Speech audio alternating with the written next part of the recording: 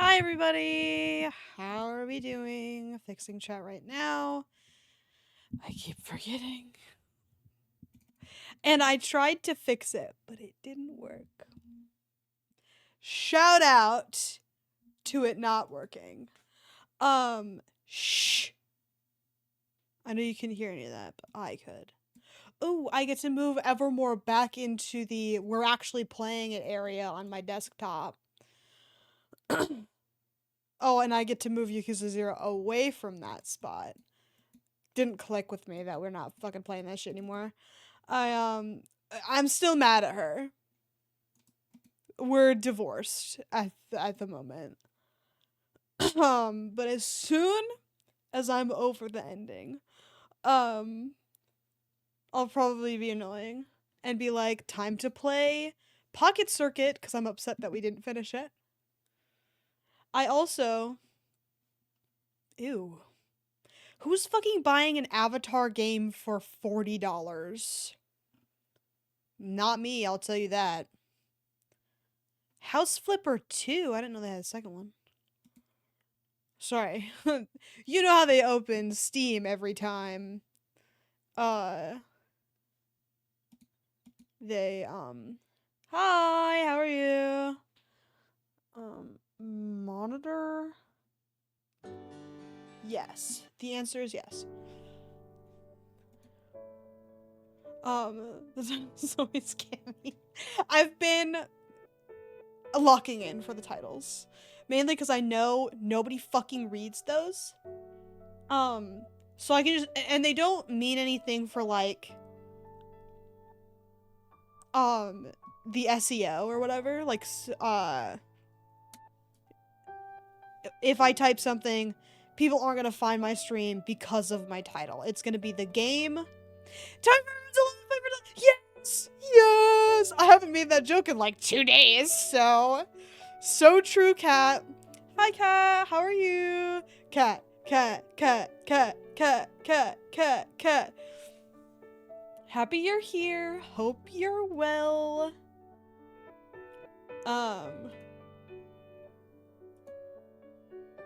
Alright. Let's fucking lock in, shall we? I think we shall. Load is the correct answer. Oh, I can't believe we're starting off with my least favorite voice because it's a pseudo voice. The ADHD. My condolences. Happy to hear you're all right otherwise.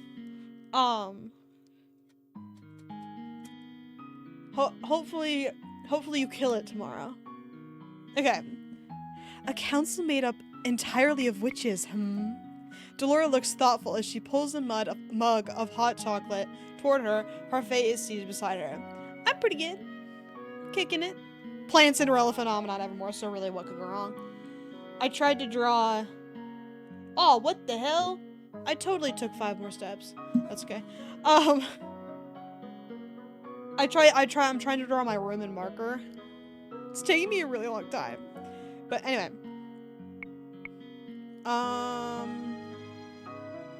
Parfait is seated behind her. Okay, got it. It's been...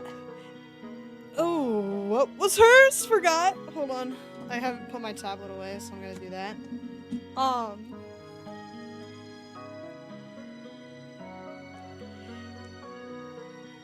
think hers was just like airy. I don't remember. How many nuggets would you like me to make? There should be baggies. Bitch. There should be baggies in the freezer for each day. So both bags. That should be enough for Thursday and Friday. I mean, shit. You know what I mean. Thank you. It's been a while since that structure was implemented here. It has been a few days since Claude and I officially suggested the idea of a council of witches to the king. Claude and I had been discussing the idea ever since we met him. I appreciate it. Thank you for your service.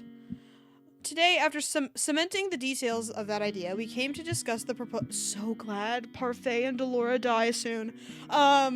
Just for the sake of me not having to do the voices. Otherwise, I am not glad that they die. Today, after cementing the details of that idea, we came to discuss the proposal with Dolor and Waltz. You have the mod. It'll be nice to have some structure for a change. It was just Hildur calling the shots during the war. Very one-sided, let me tell you. And at the end of the day, your word is law.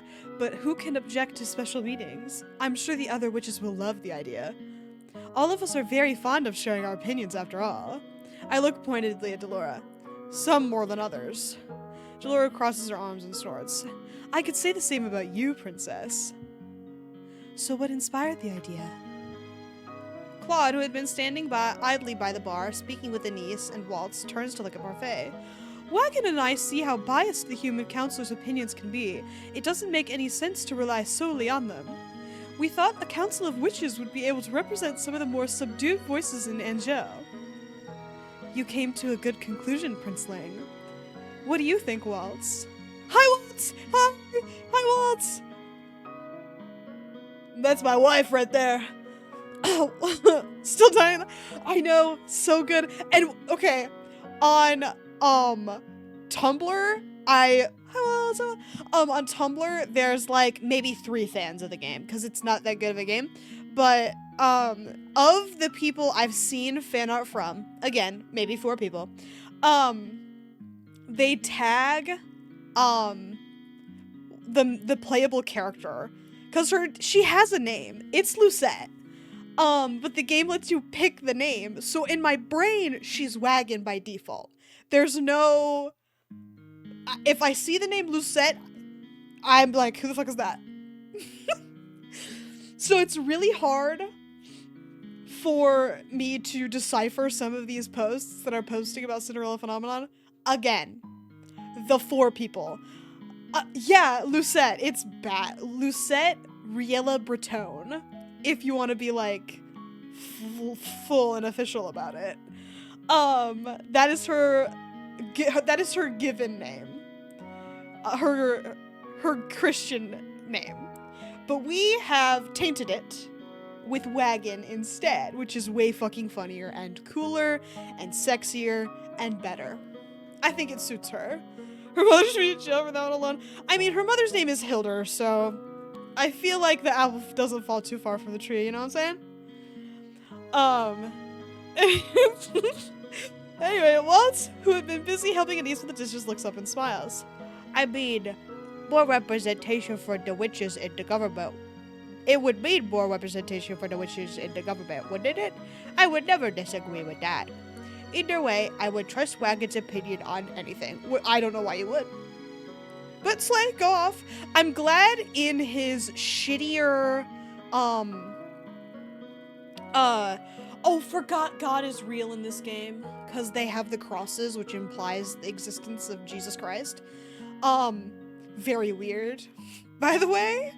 Unless you could argue that they're little tiny swords, but I don't think you could argue that. Anyway,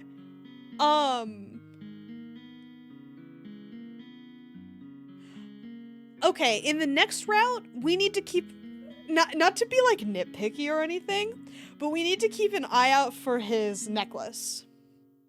Because if in the other routes he has the rose necklace, that's inconsistent. He didn't receive the necklace because that was from us in the Claude route only. So keep an eye out on that. Anyway, and what of my opinion? Waltz surveys Claude with a mischievous smile. Well, I suppose for someone who's kid-sized, you are pretty reliable. I will remember, baby. I won't, so we'll try. Kid-sized? I assure you, you are still far more a child than I. I'm taller and older than you, you know. Only babies would fucking argue about age like this. So both of you are children. And you also spend your days playing hide-and-seek with children and putting on magic shows. Waltz laughs. Better to be an oversized child than a kid-sized one. Parfait clears her throat, and the 2 men stop to look at her. Anyway, I hope that you'll explain the importance of this idea to Cinna when he visits. He's been saying lately that he can't stand to attend meetings with the other fairies. Delora grins. What is he calling them? Wait, what? I didn't read it. I'm gonna be honest. What, is he calling them useless again? Actually, he calls them irritating. I think maybe he could learn a thing or two from Wagon's dedication to teamwork. Oh, sorry, Claude. I know! As much as I like Karma and everything, Jill, for that one. I'm a Waltz defender. Say one more thing about Waltz. I fucking dare you. She's not self-voiced. Whoa! Stop! Okay, thank you. That was so scary. I didn't even know that was an option. Anyway, Cinna would scream if he heard you say that. Cinnamon.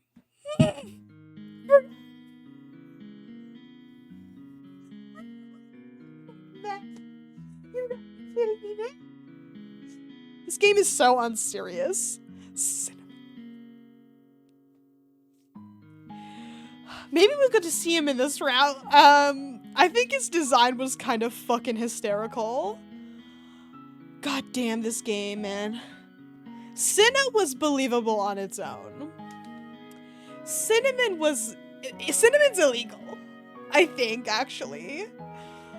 Anyway, Cinnamon is Parfait's blood-related cousin. He is apparently the best candidate for succeeding her as the Lucius Bearer, despite his young age. You don't get to pick that shit. I thought it was genetic. You can't be saying that. Lately, Parfait has been taking him to meetings to teach him more about the bearer's responsibilities. I have met him a few times, and he is temperamental. Well, at least he's still a child. She casts a fond smile at Claude and Waltz. Thankfully, more of a child than you two are. I'm not sure whether to be offended or not. Dolores smirks and shakes her head. Well, ignoring our cinnamon problem. She glances between Claude and I. You two can rest assured that we'll start looking into setting this up properly. She turns to Claude and raises an eyebrow. Sometimes, Prince, you manage to surprise me. I thought you were lazy, but you're actually quite diligent. Parfait has the normal spelling. Why did they do that? Who knows? Technically, her name isn't even Parfait. It's F-A-I-T, like just Faye. Which is so bad. So, like, her disguise name is Parfait. So no one would, like, I don't know. I don't even know.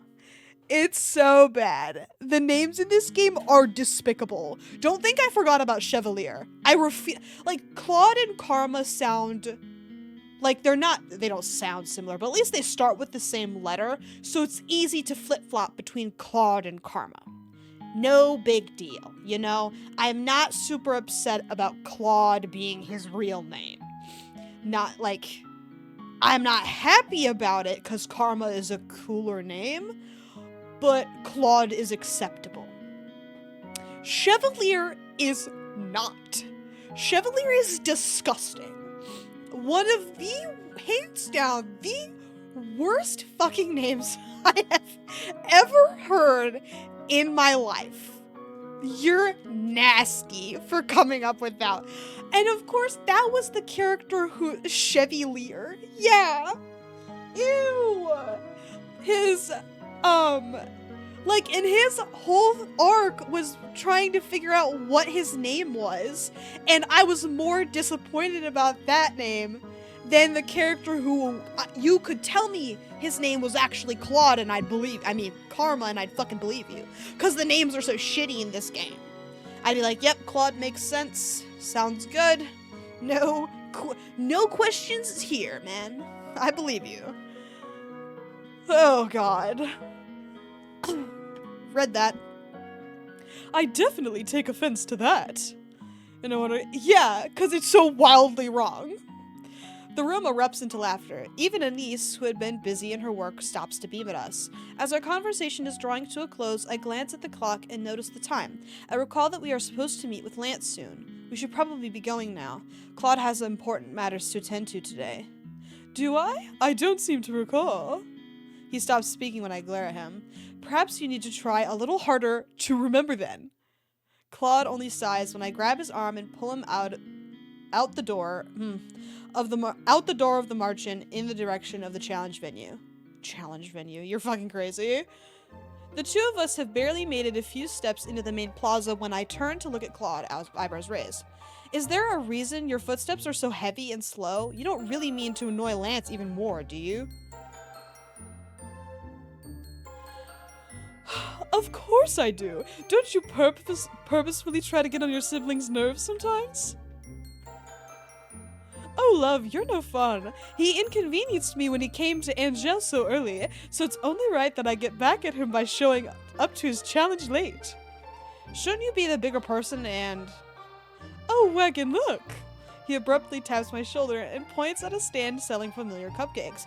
We have already been to this place on multiple occasions. The moment the stall owner sees us looking, he raises his hand in greeting and beams. What say we make a quick stopover for a cupcake first? As always, he just loves to change the subject. Are you sure that's a good idea? You might not be able to concentrate after eating so much sugar. Nonsense! Sugar could never ruin my concentration. I fucking forgot I have to open the cheat sheet. Let me go grab it.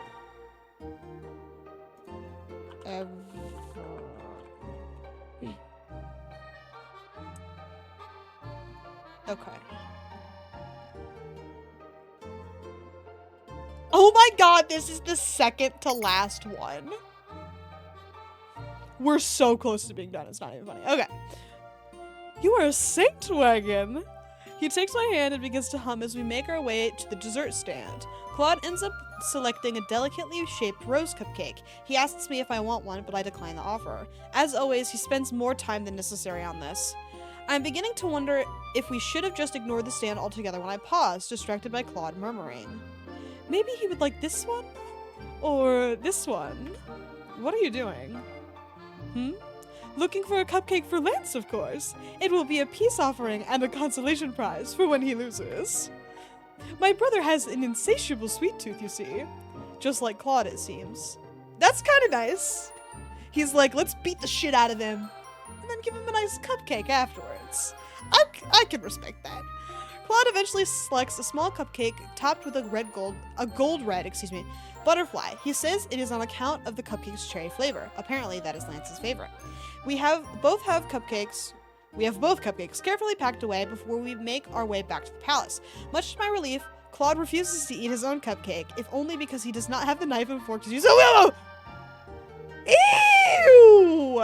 Why are you eating a cupcake with a knife and a fork, bitch? You unwrap it, you go, and that's it. That's the cupcake way. Or if you're a freak like me, you take the frosting off and eat that separate, because I'm a fucking freakazoid. I enjoy a good making eating more complicated than necessary. But not with a knife and fork. That's too complicated. He's what? I don't know. He's what? This is not in God's plan. Eventually, the two of us reach our destination. Garland stands in the usual forest clearing where we all have our practices. Seated beside him on a tree stump is Lance. The two of them are engaged in conversation when we arrive. Why don't you just ask her now, Sir Garland? Garland sighs, looking downtrodden. Because Jurian and I are both preoccupied with the security plans for Princess Wagon and Prince Claude's wedding. But asking her a simple question wouldn't interfere with your plans any, would it? I want my proposal to be special. Oh, are we discussing the marriage proposal that has yet to happen? Lance and Garland both look up when we enter the forest. Claude passes them by to set whatever things we had been carrying down by the forest trees. Whatever things?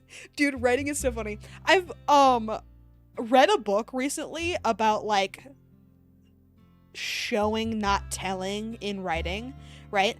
The book was mostly correct but occasionally wrong. They told me to use internal monologue, which I Fucking can't stand internal monologue. Do not make me write internal monologue. I'll fucking kill you. But anyway, sorry I hit the mic. For the most part, it's okay. But I'm starting to notice the shit that the book said in like regular stuff that I'm reading. And whatever things is like evil and wrong. Also, just in general, it's evil and wrong. Whatever things. Shut the fuck up.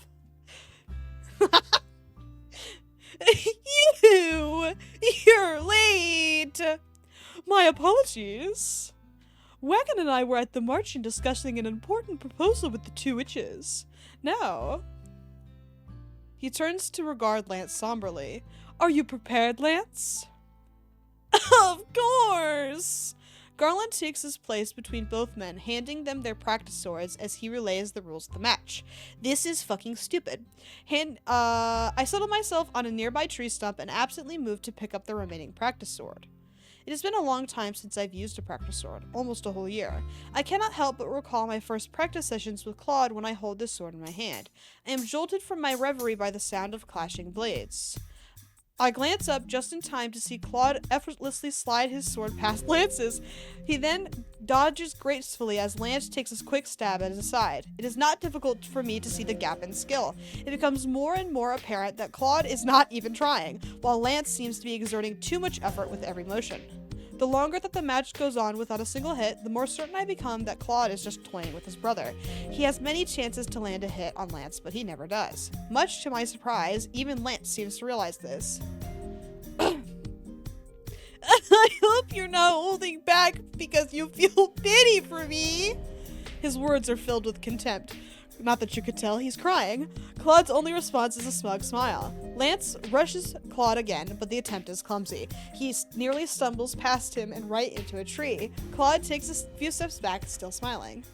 Why is that idiot smile plastered to your face?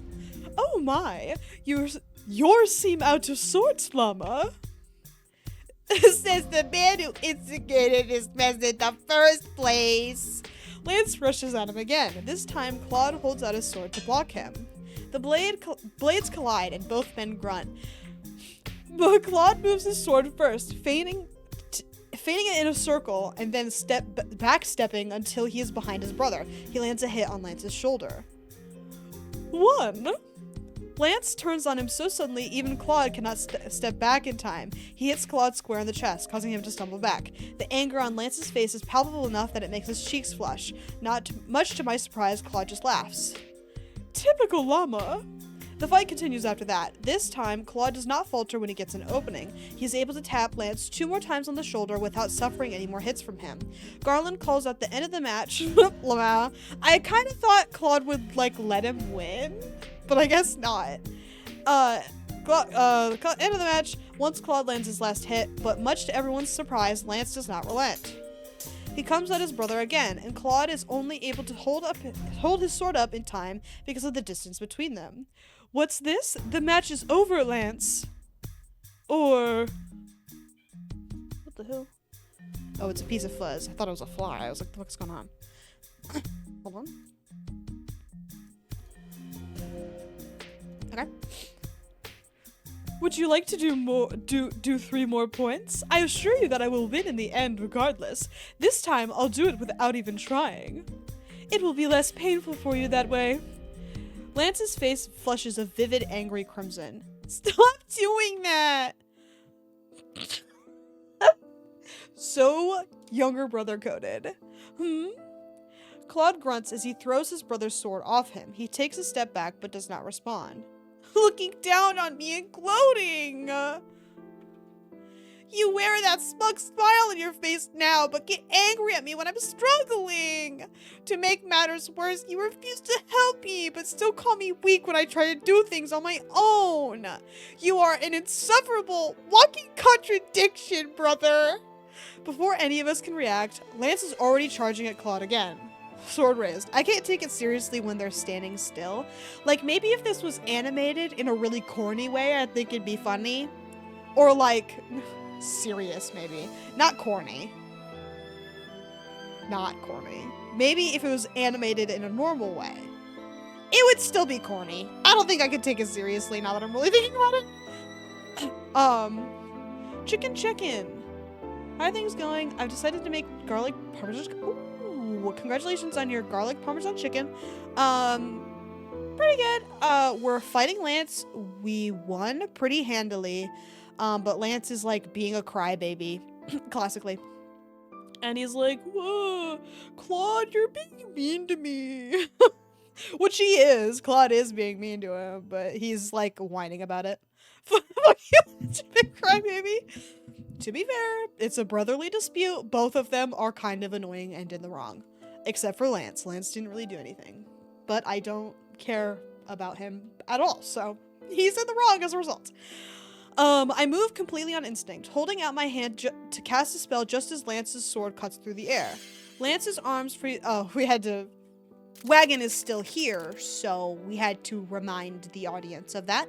Lance's arms freeze in place moments before his blade connects with Claude's shoulder. His arms, now encased in a thin sheet of ice, are motionless. So true. I stand from my spot with a frown. The match is over, Lance. Good luck with your chicken. The moment I release the spell, the blade falls from Lance's hands and lands with a thump on the ground. Without the sword, Lance suddenly looks craven. He takes a step back, his expression a mixture of guilt and sadness. I apologize. He is silent for some time after that. If he doesn't start crying, I'm not interested. Both Garland and Claude stare up at him on edge. They only relax when Lance sighs out and holds up his hands.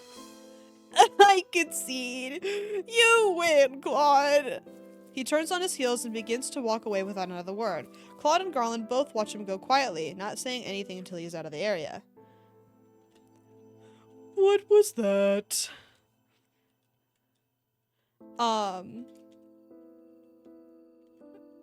This is bad. Llama's true feelings. He has a habit of not showing them until he's angry. This has always been how I've gotten him to speak with me. Before, I was the same way. I held my secrets close until I had them provoked out of me. Claude looks at his brother's disappearing back a little sadly. I'd like to think I've changed since then, but Lance... He shrugs his shoulders. Should we go after him? Oh, shit. Is that wise? Forgot. By being mean, I guess.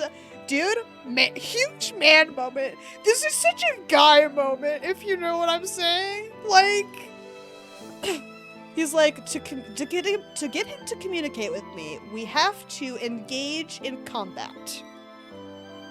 And then we can talk later. Most likely not. Usually when Lance walks off like this, he needs time by himself to reflect. And what happens when you follow him? He thinks I'm trying to antagonize him. I stare after Lance's retreating figure with reluctance. I told Claude yesterday that sharing one's emotions was the first step to solving one's problems. I can't just leave Lance alone like this. Be that as it may, I'm still worried about him. Maybe he'll speak to me. I'll go after him, and when you're ready to talk to him, you can come find us. Fine. I'll help Garland pack everything and then follow. He pauses to glance back at me once. Oh, and darling, thank you for stepping in. I might have suffered a bruised shoulder had you not. He and Garland began to pack up, and I see that as my sign to chase after Lance. To the palace gates, which is very fucking far away to my knowledge. After questioning some of the nearby servants, I am able to pinpoint Lance's location at the palace gates. I make my way there and find him standing close to the gate with his gaze upturned. He's staring up at the sky vacantly. He looks up when I approach, his eyes glittering with guilt. He quickly turns away. Hello, Lance. He responds with a small, sheepish smile. I apologize for my behavior. It was not very dignified, was it? I believe that Claude only antagonized Lance so he would tell him how he truly felt, but I also question whether or not he knows how to handle these matters. The fuck? This isn't in here.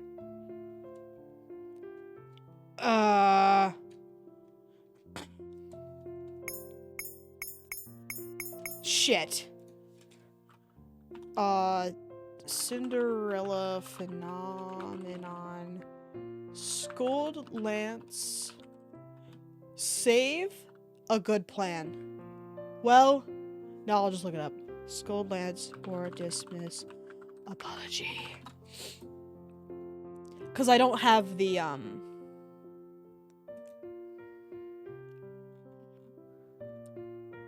Okay, here it is, Dismiss the apology. Best end is scold Lance. I don't know why.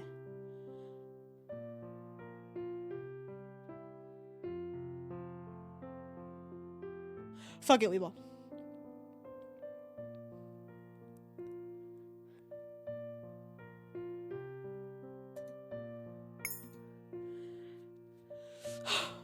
No, it was not. You ought to have said something to Claude before it came to this. Lance furrows his eyebrows at me.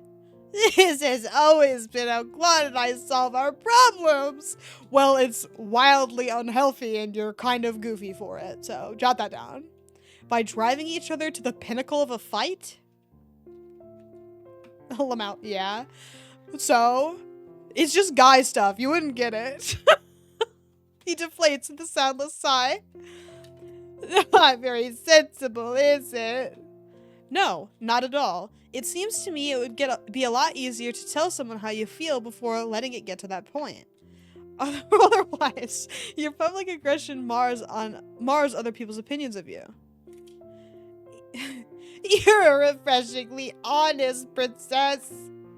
I hope you plan on scolding Claude for this as well. Scold him for what exactly? He was being a dick, man.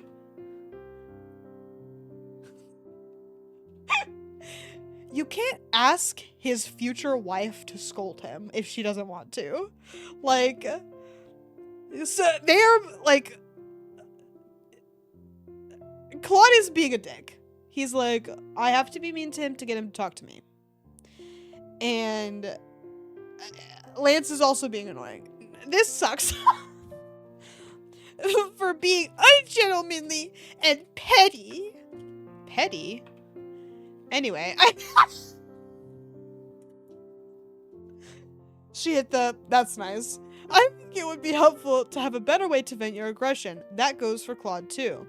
Lance looks about ready to say something, but then I noticed him looking past my shoulder. He quickly diverts his eyes. Hi, Claude. What's this? I could have sworn a conversation was happening here, but now all I hear are crickets. What did you come here for? To scold me? Yes, I was going to scold you as any older brother ought to, but it seems my lovely fiancé has already done so for me. No. The closest we have is Rumpel. Ew. Yucky. Gross. I don't want to talk to him. You were eavesdropping? Of course not. I just happen to have very good ears. Since Wagon has already spoken with you, I came to talk. Not to talk, but to apologize. You? Apologize to me? You make me sound like a heartless cretin, Lance. And after all the trouble I went through to bring you an apology gift. He holds up the small bag that he had been holding at his side to Lance. I recognized it immediately, and am not surprised when Lance takes the small cupcake out of it. This is a cupcake. It has cherry filling, you know. Lance stares at the cupcake owlishly.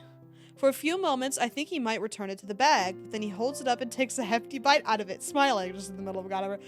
Glad he takes a normal approach to eating a cupcake. Lance is becoming the better brother, as a result of his cupcake eating habits. I don't know. I have no idea. That one was pretty nasty. I'm not gonna lie to you. Cherries are the gods' gift to humanity. Wait, what the fuck? A several god religion? I need to know more about the lore of this game. I need to interview the fucking author. Whoever made the lore, I need to talk to them bad. Hungrily would have been less bad. Unfortunately, we picked the worst option around here, and nothing less. Claude's lips twitch into a mischievous smile. He glances at me and winks. You see, darling, I told you my brother is weak to cherry. I am not! Lance stuffs the half-eaten cupcake into the bag, cheeks flushed. He clears his throat. Wait, why did you buy me a cupcake at all? It's a peace offering. Lance considers the cupcake for a few moments, looking thoughtful. Well then, maybe you're not heartless, but you can certainly act it sometimes with how condescending and demeaning you are. It's just like it's a type move. So true. I guess Claude would be the cherry in question. He is very red. Yes, and for that I apologize. Such is the manifestation of my jealousy. Jealousy? You're jealous of me? For a few moments, Lance looks surprised, but then he sighs. Why would you be jealous of me? Sometimes, Llama, you can be extremely obtuse. Do I have to be here for this? Not to be like, do I have to be here for this conversation? But I'm irrelevant. Me wagon. Me wagon. But he's being a dick again. We gotta kill him. Do I really need to explain it to you? You call me perfect, but have you ever stopped to look at the people around you? They adore you. I don't understand. You're living a fairy tale, Claude, and meanwhile I'm still living in your shadow. Without you and Brigantia, I said for nothing but failure. Claude, I'm so glad that the crying voice turned out so good for him. It's very fucking funny. A lot of the other voices are kind of like a hit or a miss. Like, Claude's voice went great. That's it, actually. Everyone else is kind of up for debate. Lance's also went great. So, shout out. Claude frowns at his brother. Maybe I should retract my apology. This is pitiful. Lance's eyes flash with anger. That's so funny. You know the book I was talking about? They literally use eyes flash with anger as an example of what not to do. You're always like this. I'm honest with you and you chastise me for it. Because the Lance I know is competitive and fierce and doesn't back away from a challenge. Ew! He is polite to others around him, but not so feeble he admits defeat to his own brother. When Lance finally does speak, his voice is soft. Not that it can be. I could never do what you've done, Karma. What? Moving to Angel, picking up a mantle that hasn't been handed to me? Lance smiles a little sadly. After all, it's only taking your moving out of Brigantia to unravel my confidence. How do I improve if I don't have you there to challenge me? How do I know how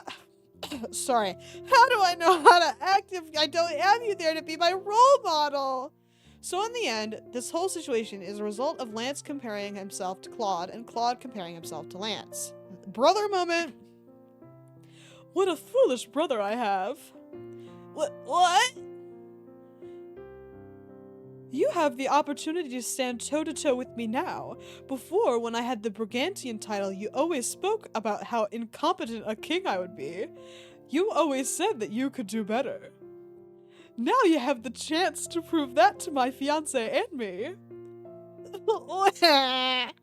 Lance glances between the two of us silently. His expression of shock is so childish I cannot help but smile. And he just taught, I know. They're so annoying. And now that they avoided it so hard, we have to be here. Boo. Get out of here, man. Get a room. Non-sexual. Get a room away from me. The living room. While I am in my room. Or something. There's no living room in this game. Imagine that. Wait! Yes, there is. In the March-In. Go to the March-In living room. Tomato, so true, so true. His expression of shock is so childish I cannot help but smile. The new alliance between Angel and Brigantia brings our two countries closer than they have ever been before. We'll both be counting on you to help us mend this gap once you take the throne. And when you do, I don't expect you to act like me. I expect you to act like yourself. I recall the way Lance acted during his speech practices. He told me that he was terrible in front of crowds, but Claude has said before that the two of them took speaking lessons together. Now I can see why he was so frustrated at Lance for the way he was practicing. It was because he was trying to be someone he was not, and Lance was caving beneath that pressure. Lance. Alright, Wagon, tune the fuck in. Say something when you really don't have the jurisdiction to do so. Hell yeah, brother. Lance turns to look at me. Princess Wagon? I remember a time when Emmeline was stressed because she was trying to act like the other nobles. I remember a time when my whole world was mother, and I wanted so much to be just like her. So much that I did not see the world around me. So much that I did not even learn to form my own opinions until I had stepped out of her shadow. There are certain responsibilities every king has to his people, but your words and actions should be yours and yours alone. Claude smiles at me. You always know how to put things so aptly, darling. He turns back to his brother. But yes, all I want you to realize is that we are on equal footing. I know how heavy the responsibilities of a king can be, but those responsibilities ought to be faced the way that you want to face them. That is what living in Angers has taught me. Even if those around me have differing opinions, I could never sacrifice my own values and beliefs. He glances at me.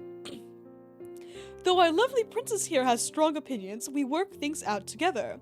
That is what it means to be both separate and equal to someone.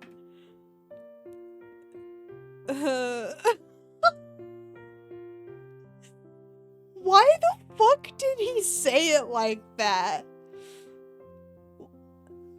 He's fucking quoting Plessy v. Ferguson right now. We have to fucking kill him. Where are we? Help. This game is so fucking funny. So glad we're back though. Like, Rod's route was annoying as shit. Okay. Lance looks at us both thoughtfully for a few moments. The silence seems to be putting Claude on edge because he looks like he's on the verge of scolding his brother again. Then suddenly, Lance laughs. So glad this is $11. Me too, dude. Half the size of the original game. Worse character designs. Don't even know how you did that. I don't even know how you managed to have worse character designs than the initial game.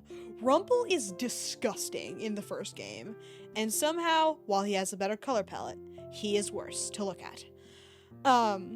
Anyway. I am so happy you fell in love with my brother, Wagon. I feel like the only reason he is matured is because of you. Claude may sometimes be flamboyant and childish, but I feel that without him, I wouldn't have learned to be as mature either. And without him, I would have never learned this kind of happiness, this kind of love. I guess that now that he's gone, I get to prove myself. He looks at Claude, the competitive glint back in his eyes. This time, I will not falter. Ah, those words are music to my ears, Llama.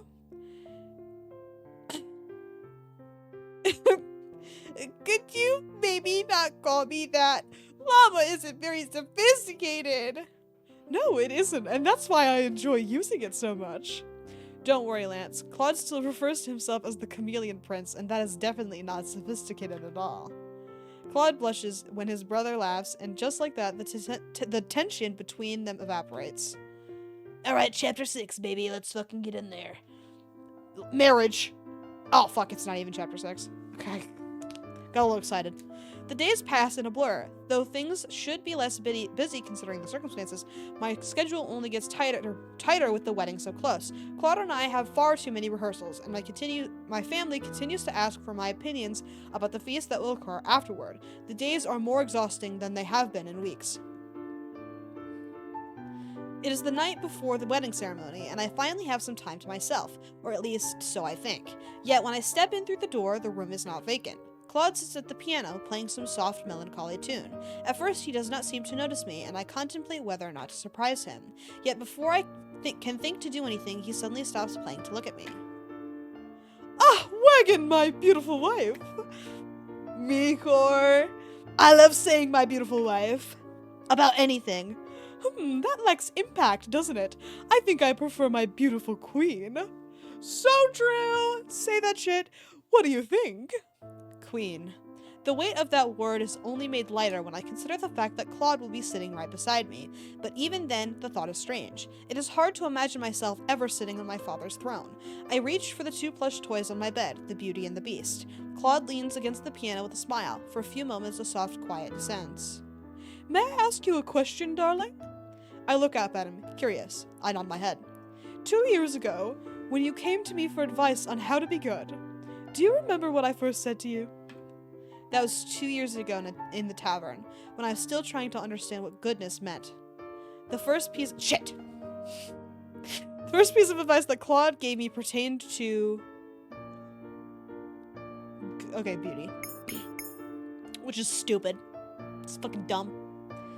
Wasn't it something about being beautiful on both the inside and out? You remember? It is impossible not to. Not true. I fucking forgot. You put painstaking effort into your appearance always. I did. You still do.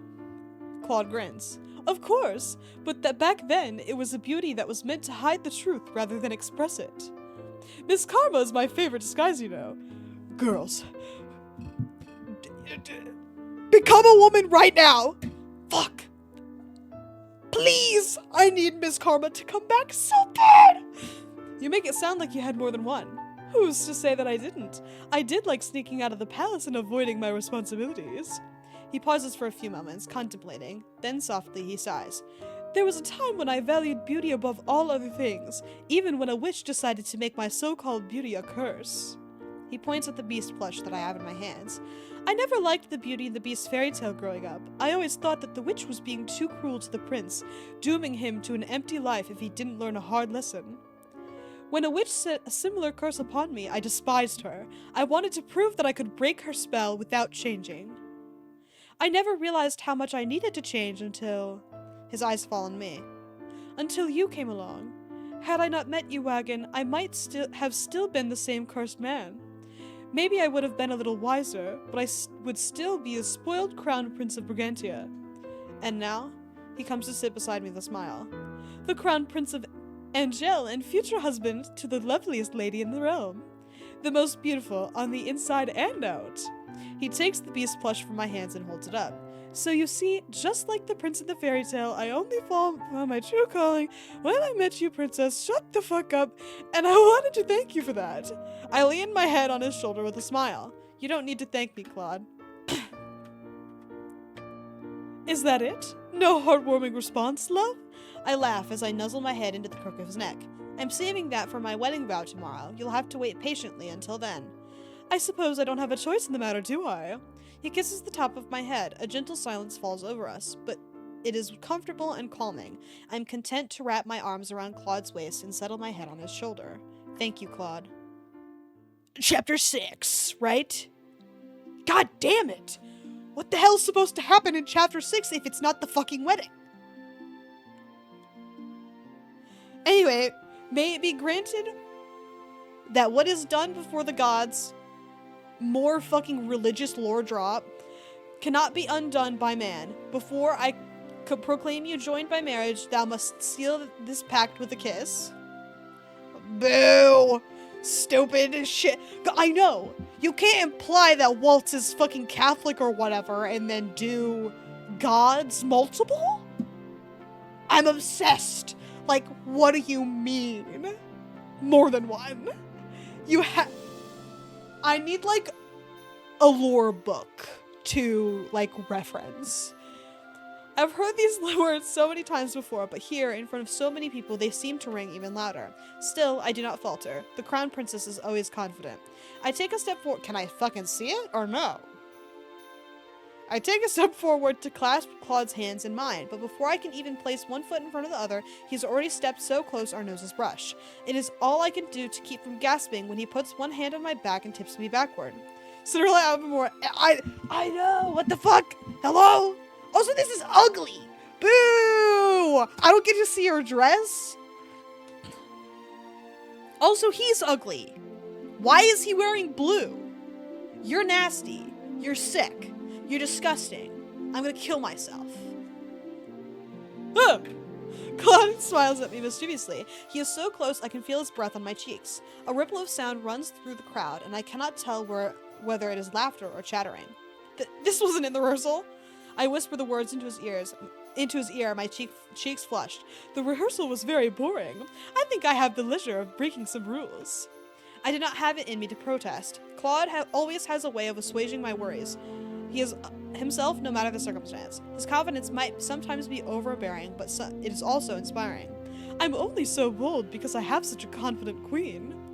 You may now kiss the bride. I'm not doing a voice for the minister, fuck you. Neither of us hears the minister. In fact, Claude plants a kiss on my lips before he even finishes the sentence. The applause echoing around us is nothing but background sound. Noise! All I can feel in those single heart-stopping moments are Claude's lips on mine, and his gentle warmth all around me. I love you, my beautiful queen. Titles aside, his words make my heart swell with pride. I kiss him again on the cheek before placing my forehead to his. I love you. Oh shit. I love you too, Claude. Normal. Okay, mid. So, like, what's gonna happen? Wait, what the bitch? Oh, wait, never mind. Those are the achievements. Not the title. Okay, don't panic. We're on the right track. If the invitation... Oh, sorry. I'm out of whack for some reason. If the invitation is correct, then this should be the place. Claude and I pause in front of the doors to the throne room. Claude is still holding the anonymous invitation that arrived at our door earlier. He pulls his gaze from the invitation and up to the double doors. The sound behind the door is muted but not inaudible. We could hear the chattering sounds of a boisterous crowd even while we were at the end of the hall. Darling, what is this? I wonder. Claude raises an eyebrow. Oh my god, it is! Is it his birthday? I hope so. That'd be the only fucking thing that makes any goddamn sense. The Claude raises an eyebrow at me as he tucks the envelope into one of his pockets and starts forward. He pushes the doors to the throne room open without hesitation. Stepping into the throne room is like stepping into another, more richly decorated world. Oh, that sentence was so bad. I have to kill myself now. Elaborate tables filled with overwhelming displays of food and decorations stand beneath a dazzling array of sparkling chandeliers and vibrant lights. Oh! Claude stares at everything in wide-eyed awe. His being at a loss for words makes me smile. What, cat got your tongue? Yeah, I wonder why for some... What is all of this? It's nearly midnight. The minute he says the words, the clock chimes 12. The sound, though muted, still chimes in the background beneath the layers of live orchestra music. Of course it is midnight. It wouldn't be a midnight ball otherwise. Claude stares around him once again, his confusion giving way to a bright smile. A midnight ball. Did Lance tell you about them? Wait, or is it not his birthday? Is it just a regular day? He did. I have been working with him and Emmeline to create as accurate a portrayal as possible. Claude directs his attention to the center of the room, where various rose decorations have been put on display. Performers, some of them witches, surround the perimeter of the room and perform for all in attendance. Wagon, he turns to me. I love it, darling. Okay, is it your fucking birthday or not? God damn it. He leans down to kiss me softly on the lips, but only briefly before turning away with a strange look on his face. Was it Llama's suggestion to throw this celebration tonight? It was, but why does that matter? I'm sorry, why was there always it should be 12 if it's midnight? Game bad. Game $11. But game bad. Ah, it's no wonder he put off leaving Angel. He frowns at someone in the crowd. I follow his gaze to Lance, who is dancing at the center of the ballroom with Emmeline. Both of them are too engaged with each other to even spare us a glance. Leave it up to Lance to ruin my plans in the best way possible. Your plans? Claude's frown disappears, and in a heartbeat, the smile has returned. In a heartbeat, what the fuck? Has returned his face. He pulls me closer and kisses the top of my head. It's nothing, darling. For now, we celebrate. Celebrate what? Please clarify, is it directly after the wedding, or what the fuck is going on? He leads me right into the middle of the crowd, and from then on, the atmosphere of the midnight party shifts. Even the nobles whom I do not usually speak with are more open in front of Claude, and the night becomes one filled with chatter and cheer. Everywhere we go, there are congratulations and handshakes. It must be the wedding thing. Before, greeting so many people would have been overwhelming, but Claude exudes so much confidence that it's impossible not to get wrapped up in the moment. Most everyone from the Marchant is here tonight, along with guests both esteemed and foreign. I speak with as many of my acquaintances as I can that night, and on one occasion, even chase after one of them when he makes no signs of having noticed me. Garland. Garland stops and whirls to face me, his face beet red. Is something wrong? Why is he so flushed? I saw him patrolling the outside area earlier, but he was pacing back and forth and looked restless. He's gonna propose, girl! Pay attention! I glanced down at his hands and noticed that one of them is closed into a fist. No, nothing to report, Your Highness. What is that you're holding? Garland lets out a deep sigh before uncurling his fingers. I startle when I see a small palm-sized box in his hands. He quickly closes his fingers over the box again. So where's the chime coming from? Is there Glenn sounds clock tower? I have never seen a clock tower in this game. Or maybe I have and I've forgotten, but we don't go to town enough. Wait, shh. Not that we haven't talked about the proposal like every 3 fucking seconds during his arc, but whatever. It's a ring for Jurian. It takes me for a few moments to understand. How? Fuck you. It does not take you a few moments to understand. Suck my nuts. But once I do, I cannot help the smile that pulls at my lips. I made certain that we both got the same breaks tonight, so that I could, well, you know. If you proposed to Jurian in public, she would punch you, wouldn't she? Absolutely. But even worse than that, I'd lose my words in the crowd. It still surprises me that Garland's confidence never wavers when he deals with his fellow knights, but anything related to Jurian makes him blush. Good luck, Garland. I am certain she'll accept. I really hope so. You and Prince Claude will be the first people to know the outcome, whatever the case. It is a good thing he didn't tell Claude he was going to propose. It would have been much harder to get him to this ball if he insisted on spying on them. A ring for Jurian. Wait! I know! It's every time Jurian or Garland on screen, it's like, are you gonna propose yet? Are you gonna propose yet? Are you gonna propose yet? Are you gonna fucking propose yet? You wanna know what would be cute? If Jurian proposed at the same time. I'm just saying. Anyway, Garland gives a polite bow before heading off, cheeks still flushed. I'm sure that he'll be fine. Jurian will definitely accept. Princess Wagon! Hi, Malene! Girl moment! Lance suddenly stands before me with a mischievous smile on his face. Emmeline is standing beside him, laughing breathlessly. The coy smile takes me by surprise. What else do you have planned, Lance? Well, Princess! It is just Wagon now. Lance is technically my brother-in-law now. He ought to call me by my name without my title. When I told him that a few days ago, he apologized profusely and told me he was unaccustomed to calling me without my title. Who gives a fuck? Not me. So call me whatever you want, bitch. I don't, so long as it's my name. Sorry, Wagon. But as for plans, yes, I do have something in mind. You chose this day for a reason, didn't you? So it's not after the wedding? Dude, what is happening? I don't get it. I don't understand. Nothing is real. Anyway, of course. He then briefly explains the rest of his plan to me. I'm surprised by what he suggests, but not so overwhelmed that I back down. What day is it? Tuesday? I just got here. I just work here. I'll keep Claude occupied for the time being. And I'm going with you, Wagon. I want to help you get dressed. That won't be necessary. You'll be done a lot faster with someone helping you, I promise. Love her. Yes! Slay! Girl moment! Emmeline takes my hand and drags me behind her out of the throne room. There, done. Get dressed for what? Couldn't fucking tell you. Emmeline steps away from me with a smile. You look lovely, Wagon. Also new fit. Me when there's a new fit. She eyes the glass slippers on my feet. I have only worn them on rare occasions, and it is strange to be wearing them now. But Emmeline insisted they suited the dress Claude bought me for my— Oh, I forgot about that dress. Okay. Let me see. Oh, you bitch, you're not gonna let me see?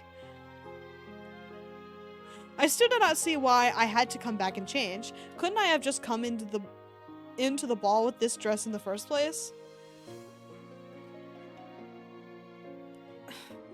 It would have been like Cinderella if you'd showed up with the prince. Like Cinderella? If we don't get to see, I'm gonna be so mad. You've read the fairy tale enough times to know. You surprised Claude with the ball, but Lance wanted— Don't look at that! Anyway, sorry. You surprised Claude with the ball, but Lance wanted to help you surprise him some other way. But why? You'll see. She takes my hand and pulls me back to the throne room. When we return to the throne room doors, I realize immediately that something is different. Though there are sounds behind the door, they are more subdued. The loud music from earlier is gone. I'll go in first. Wait a few minutes after me, okay? Lance said you'd probably know what the signal was. Wait, what is happening? Don't forget. Thanks, man. I will almost certainly forget. I downloaded the game a couple days ago and haven't touched it since. So shout out to them giving me a notification for it. Did I read that? Wait, what is happening? Read it. There you go. Emmeline's only response to my question is a smile. See you on the other side, Wagon. Bye. Miss her already. Emmeline pushes the doors open and steps inside. For a few moments, I consider following her in despite what she said, but then I feel a noticeable shift in atmosphere. This, and then suddenly I hear it. This is dumb. This is cringe. Like, I'm kind of like grossed out. I don't know how to describe it. Anyway. I recognize the song immediately. It is soft and quiet, barely audible, and perhaps not suited to a midnight ball at first listen, but the song. Claude? I make my way into the throne room. I half expect to see Claude sitting at the piano playing the song, but he is nowhere to be seen. The man at the piano is one of the court musicians. How does he know the song? I suddenly become aware of the fact that that the room is quiet save for the song, and that everyone has turned to look at me. Can I see? Can I see? I want to turn to look at you so bad. Please, please, please, please, please, please, please, please, please, please, please, please, please, please, please, please. Queen, can I riz you up? Please, please, please, please, please, please, please. I feel mildly uncomfortable with so many people staring at me, but this is not like 2 years ago where people looked at me in fear. Everyone here just looked awestruck, and the people that I do know are smiling. I notice someone shifting through the crowd and turn to gaze at them as they emerge into the middle of the ballroom floor, where the crowd has already parted. Claude is staring at me, awestruck. Let me see! You have to let me see! You have to let me see! You have to let me see! They're going to jail if they don't let me see. Come on, man.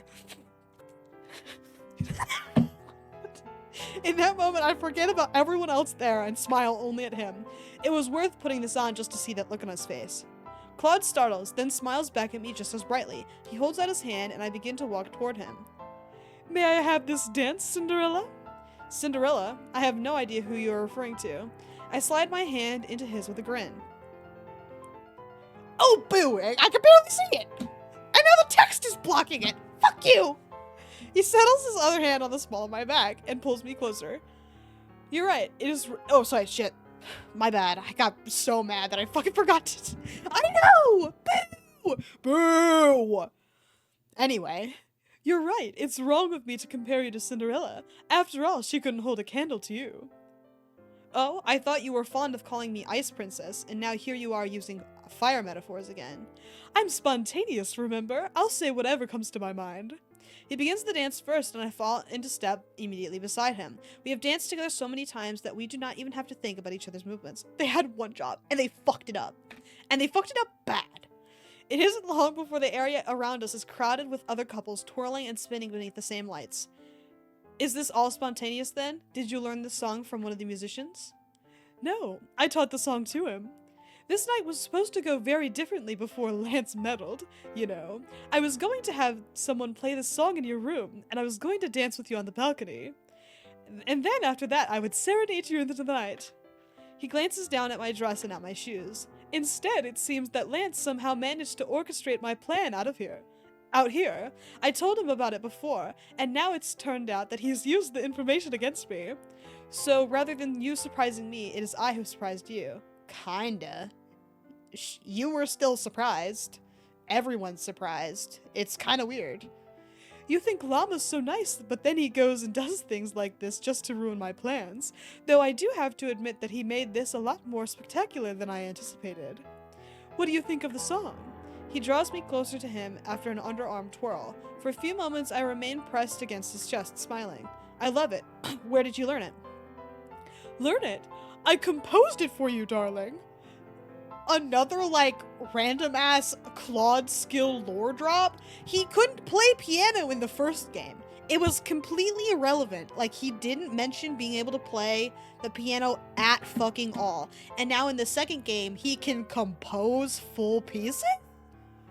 What the fuck do you mean? He just learned how to play, basically. He's crazy. He's fucking kind of romantic, but like, what is wrong with you? And no, apparently the whole kingdom will know that. I can't catch Lance's eyes as we are twirling. He only winks as we spin away from him. That is fine. It's a beautiful song, and I hope more people start playing it. Yes, and in your honor. He pulls me close enough to plant a quick kiss on my lips. You look radiant in that dress, darling. Only because it is a beautiful dress chosen by a man who happens to be a dress connoisseur. Only because it is a dress chosen by a man who happens to be a woman. You flatter me, love. He dips and presses his forehead to mine. It is my greatest pleasure in life to spoil you, you know. Someday our responsibilities to the kingdom will have to come first. One day the king will ask me about a family. Ew, why would you even fucking mention that? You're kinda nasty. But for now, I wrap my arms around Claude's neck and kiss him. But for now, while I still can, I want to enjoy spoiling Claude and being spoiled by him. I love you, Claude. I love you too, my darling wagon. Wagon mention. The two of us continue to twirl under the chandeliers, two stars revolving around each other in a dazzlingly beautiful personal universe. And their love lasted forevermore. Ew! Oh god! That line art was worth $11 to you, man? Okay, I'm gonna be real fucking upfront with you, man. If I was gonna make a visual novel, and I am thinking about it, and I was gonna charge fucking money for it? Shout out item artist! Shout out item artist. I loved the items. Thank you so much for the items. I loved seeing them on occasion. Like twice.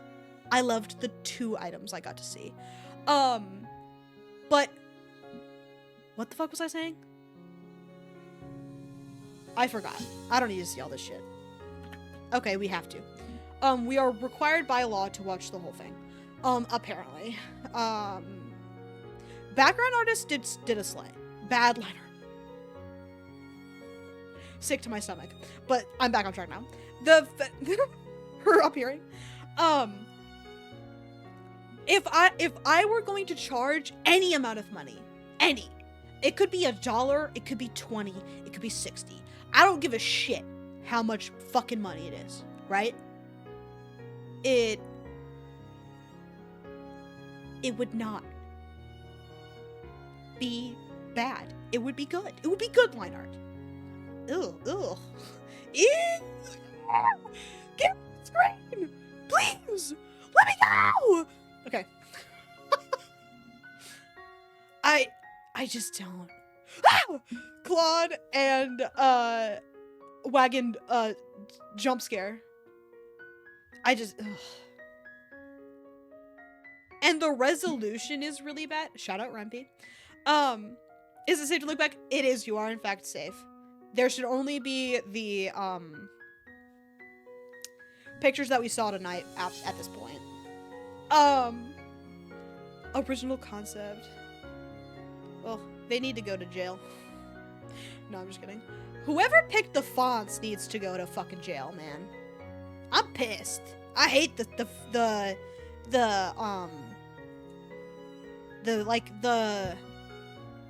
big main display font is fine. The Gmail, oh man. Um, but the text font for all the reading that we have to do, nasty, man. You're disgusting. You're welcome for playing Cinderella Phenomenon Evermore. I'm about to do it again. I think last time I exited out of the game to not have to watch it, which is really funny. Shout out to myself.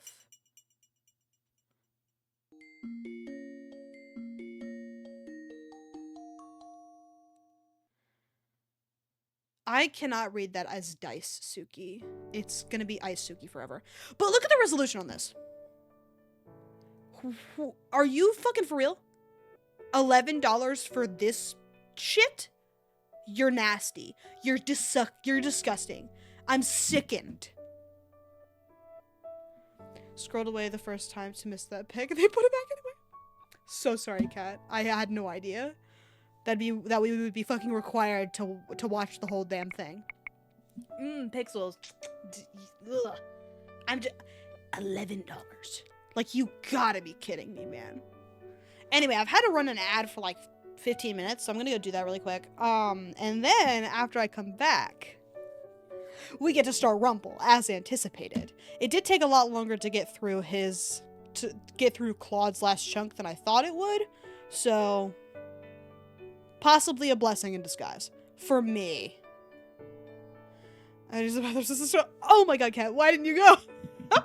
Well, luckily we can go together as a treat. So I will run the ad. Everybody sit tight during the ad.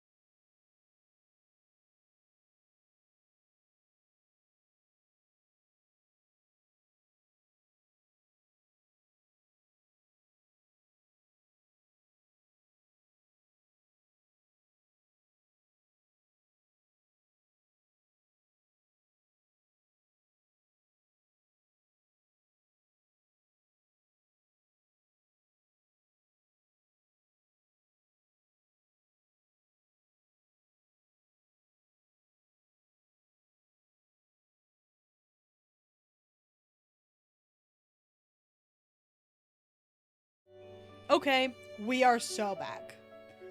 Had to hold. It's okay. I appreciate you holding on the stream, but my god, you are allowed to pee. My baby carrots got frozen in the fridge. Why does it? No. What the fuck? I didn't even know you could do that. It's kind of fucked up. Microwave. Welcome back to us both. So true. Grace is back now, and she brought me dinner. So now I get to eat. Anyway, thank you for your welcome back.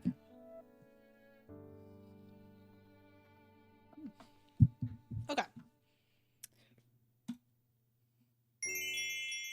I've unlocked the fast forward feature. Thank you so much. I will not be looking at it because I will make another font comment. Shut the fuck up. Okay, where's the fucking fast forward feature? They're stuck together enough. Oh, whew, thank God. Whoops. Wagon. Her Highness Crown Princess Wagon.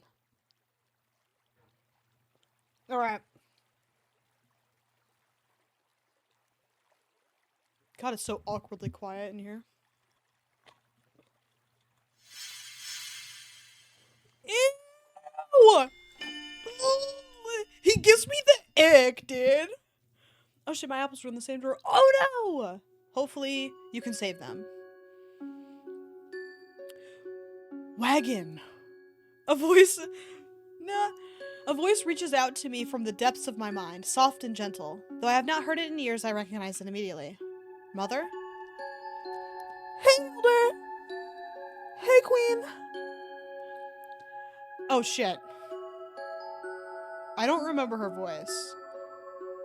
Hopefully she'll be gone. Ah, my dearest heart. Mother. I rush toward her, but Mother steps away from me before I can touch her. I came to see how the traitor was doing, but it seems you are still just as incompetent as when I left you. Mother, A strand of electricity snakes up my arm, breaking apart the rest of my words. Okay, sure, say whatever. Oh, hi, Wagon's mom. I don't know what's going on. I'm confused. And a little scared. I collapsed to my knees with a cry of pain. What a disappointment you are, Wagon. Had you revived me, you would not be so weak. Angel would not be so weak. You are a pathetic ruler, daughter. We are not even ruling yet, man. Mother. And you are a failure as a witch. The sparks return the moment the words leave her mouth. This time, the electricity envelops my whole body, making the world shimmer dangerously. Tears gather in my eyes. Mother, please, I'm trying my best. You will fail, dearest heart, because you do not know what it means to be a witch. You feed off negativity and chaos. Love serves us no power. You will see that in time. And when that happens, my love, a sardonic smile touches her lips as she fades away. Remember that I will not be there for you. Ah! I awake with my heart pounding erratically in my ears. Mother. I press a hand to my forehead and squeeze my eyes shut. A tendril of electricity snaps across my fingers, and I am only able to will it away after calming my heart. When I open my eyes, it is not darkness I see, but my own room. It was just a dream. I quiet my breathing as I glance around. Everything is exactly as it always is, except for one thing. Chevalier is here, and it's awful. My gaze snags on a figure silhouetted in the moonlight. He is hunched over a table, papers scattered around him. Chev?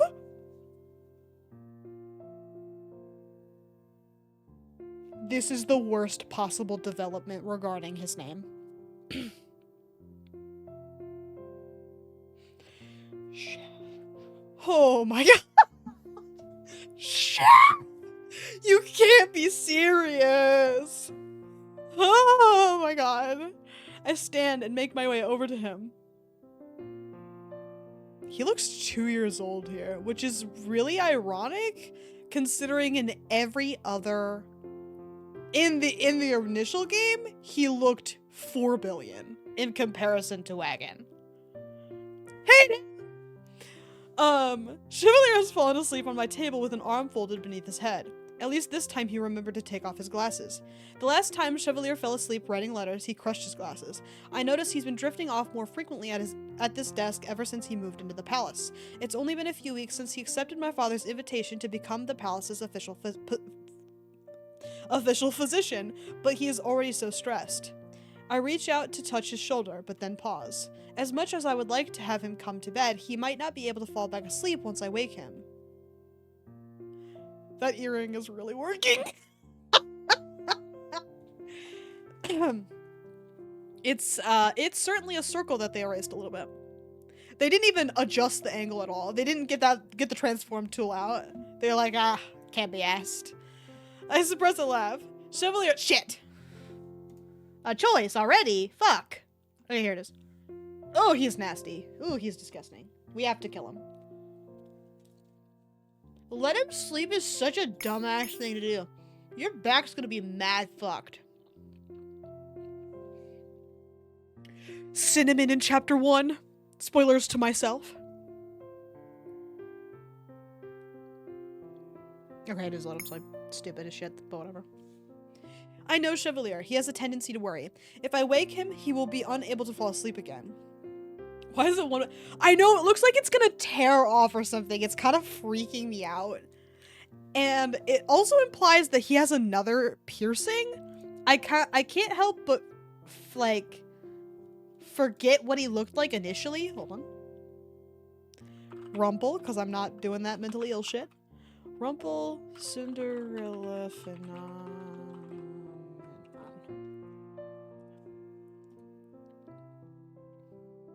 Okay, he did have earrings and he did have 2 of them. So, the piercing hole makes sense. Damn, he had earrings? What the fuck was going on? Remember when he was ugly? He's ugly now, but you can't tell. This is not the same character. Hello? Who did this to him? Sorry for the sorry. Trigger warning, Rumpel. Old Rumpel. Visible Rumpel. Like, this isn't Rumpel. This is just some guy. Who's this fucking dude in our room, man? Like, what's going on? I would rather he rest. He needs it. I pull my hand away and make my way back to my bed. I pause briefly to glance at the gardens and the city beyond them. The moonlight settles on Angel like a blanket, making all the buildings glimmer faintly like stars. Somewhere in the sprawling town is the Marchen, where Delora and Cinna sleep under one roof. Oh my god. There he is! There he is! I thought he was pinker. I don't remember him looking like that. But maybe I'm delusional. Ah! Little kid jump scare. Why is he 5? I don't know. We like to have fun here, I guess, and have a little baby to, like, hang out with? I don't know. Okay. Cinna is Parfait's only oh shit, I forgot Parfait dies in this route, so Parfait is gone. I think she dies in every route after this. But she does not make it from this point forward. To my knowledge. Don't quote me on that. Delora dies in Fritz's route, which is really bad. They should not have done that. Killing them both was bad. I have complex feelings. And by complex, I mean, the game was wrong and I am right. They shouldn't have killed, Parfait or Delora ever. It made no fucking sense to do that. Killing the king, I was willing to see past. Killing the king was acceptable, but Delora and Parfait feel like weird to me. Like, I don't understand. Particularly because they don't die consistently. It just doesn't make any sense. But anyway, Sid is Parfait's only cousin and the only possible heir to the Lucius. Apparently, Parfait was keeping his identity secret because she did not want to place the burden of bearer on him at so young an age. None of us knew of his existence. Cool retcon. Until he showed up at the Marchen's doorstep one day, insistent that he be allowed to stay so he could take over Parfait's duties.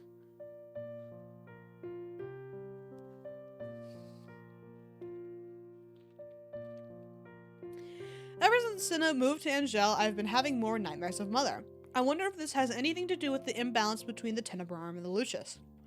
My closeness with the Tenebrarum which is the kingdom that balances the darkness of this kingdom, makes me more prone to nightmares. They have decreased over the years, thankfully, but for some reason this week has been difficult. I sigh as I fall back on my bed, my fingers moving to the bridge of my nose as I try to brush aside the nightmare. Maybe I should go for a walk. I leave the room quietly so as to not disturb Chevalier. I am only out long enough to clear my mind. When I return, I am finally able to fall asleep. Okay, why bring it up? I feel like having of you would have yeah, maybe she didn't like him. That's so fucking funny. Because having a nephew would imply a sister. And they keep like I think Karma mentioned a brother. No. I don't actually give a shit if Karma mentioned a brother or not. A brother is a more stomachable retcon because Karma was running away from Brigantia. So it kind of made sense for his family to kind of come up whenever. Parfait is a little different because of her status as the Lucius bearer and the genetic element that comes into play there. I realize that the game is only adding characters to make it worth $11, but that's unfortunately not how that shit works. It is not worth $11. Not until you get back in there and fix this fucky ass line art. Obsessed with her doll shove, opt-out. I know, the doll stuff is so silly, because I like the squishy Mickey Mouse on the second shelf, first little guy. And then whitewashed Tiana, always a classic. Second doll in from the right on the first shelf. Cinderella is okay, but those are the only two that have like very clear. Well, Rapunzel in the back there. She looks kind of like Rapunzel from Barbie. Barbie Rapunzel. But yeah, you can tell that some of them have like inspiration or whatever from other princesses. Whitewashed Tiana is fucking crazy. But whatever. Okay, bye. Fall asleep. Belle on the right. So true. I feel like they did a really bad job with Belle in particular. The first thing I notice when I wake up in the morning is Chevalier, who is seated at my desk sealing envelopes. I rub my bleary eyes as I sit up in bed and yawn. Chevalier turns with a smile. Good morning, my sweet princess! I notice that his eyes are glimmering. He looks even more lively than I have seen him in many, many days. Good morning. You look well-breasted. He doesn't. He doesn't even have boobs, dude. Why did I say that? It wasn't even a funny opportunity to fuck up like that. Because he's not attractive at all. I fucked that so bad. Screamed, go away, Chevy. Go away, Chevy Silverado. I'm scared. Get out of here. Oh, but I am. Your table is very comfy, wagon. The bed is a lot more comfortable, you know. I hate it, dude. Me too. I yearn for Rumpel again. Like, Rumpel was already a name I already kind of didn't like. Because Rumpelstiltskin's a fucking ugly-ass name, and I'm sure that's part of the shtick. This man activates my fight or flight. And what sucks is I think they're gonna change his personality because he's older and, like, more mature now. And he's probably not gonna be as annoying and flirtatious anymore. Because they kind of got rid of that character trait from him as the game progressed. So it's only a natural thing that it happens even harder in this game. They also have to make him likable, which he is not. So jot that down. Anyway, did I say this? Maybe. A valid point. I certainly prefer waking to the sight of your beautiful eyes, bright as the most precious gold. If that is the case, you should make a greater effort to pass out on the bed. But I'm not even supposed to fall asleep in your room, am I? And yet you do so anyway. If you insist on staying, you ought to at least sleep on the bed. Father ought to have reprimanded me by now. The fact that he has not means he obviously does not care that much about Chevalier being in here. Then I will try my best for you, sweet princess. Anime. Anime moment. He leans back in his chair, arms crossed. I hope you don't mind my saying, but you seem a little groggy this morning. As always, he's able to read me so easily. A nightmare kept me up last night. A nightmare! Wagon, you should have awoken me!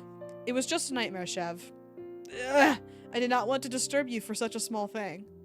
Your consideration warms my heart. But still, was this another Tenebrum nightmare? I don't think so. It is hard to say.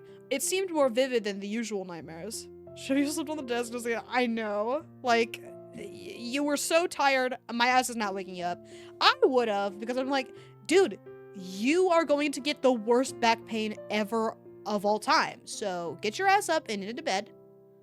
Like, either I'm meaner or nicer for that, and the game is making it out to be meaner somehow. But whatever, let's not think on that too hard. I spend the next minutes detailing the nightmare to Chevalier. Even now, Mother's words are clear in my mind. I could not forget them even if I wanted to. Chevalier looks thoughtful.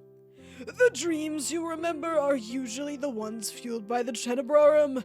Perhaps this is somehow related to Cinna. The dreams have been worse since he came to Angel, yes? I nod. I do not know how he would be related to Tenebrum, but... Well, we can ask him today when we see him at the Marchin. So excited for that. Oh, and Wagon! He plops himself down on the bed and warps an arm around my waist and presses a kiss to my forehead. $11 fucking dollars. But is that kid's fault? So true. And honestly, I agree. Oh god, get the fuck away from me. I hope you didn't take your mother's words to heart. From what you tell me, the mother you knew loved you in her own way. I don't think she would have wanted to see you suffer. She was a bitch. Why are you defending her? She was like kind of evil and fucked up. I know. Are you sure you're okay? Wagon, you... Before he can say anything else, I press my lips to his mouth. The kiss is my only answer. Ew. When I pull away, Chevalier is grinning at me. I'll take that as a yes. He wiggles his eyebrows at me, and I respond by jabbing him in the shoulder. Shall we get breakfast? When Chevalier first came to the palace and I invited him to breakfast, he was extremely nervous about sharing a meal with my family. I had to tell him multiple times that the king insisted he join us, not because he was to become the royal physician, but because he was becoming part of the family. Now, the question always brings a smile to Chevalier's face. Oh god. He turned. Like she abused, yeah. And I get that there's like a certain element of like, oh, so sad. She was corrupted by the Tenebrum crystal and that's why she was evil. But Wagon didn't know her mother prior to that. Like she was literally evil and fucked up before having Wagon. To my knowledge. Like that's what was implied. Is that she was always evil. But whatever. He flashes that broad smile at me now as he offers me his arm. Breakfast would be nice, yes. We head for the dining hall. The fact that you can only see his eye through his hair is disgusting. Putting my on to avoid Chevy. So true. Godspeed out there. The hall is lively as always this morning, though for an entirely different reason than usual. You're telling me you ran after the messenger because you had an important letter to send to Fiorisa? I feel like I have to yell. It was a very important invite for luncheon. Normally, it is Chevalier who sparks conversations on mornings like these. He and Father get along very well and usually discuss recent affairs and politics. This morning, however, Father and Ophelia are at a meeting, and it is just Rod, Emmeline, Chevalier, and I here. Chevalier has been quietly listening to the conversation this whole time. He flips between being loquacious, okay, damn vocab word looking ass, got my today's word for June 17th, what is it, 18th, is loquacious.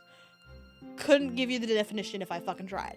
And quiet at the drop of a coin. Sometimes it feels as if he has two personalities, but I know the truth. He just likes to eavesdrop. I turn my attention away from my finished plate to look at Emmeline and Rod. They have been discussing letters this whole morning.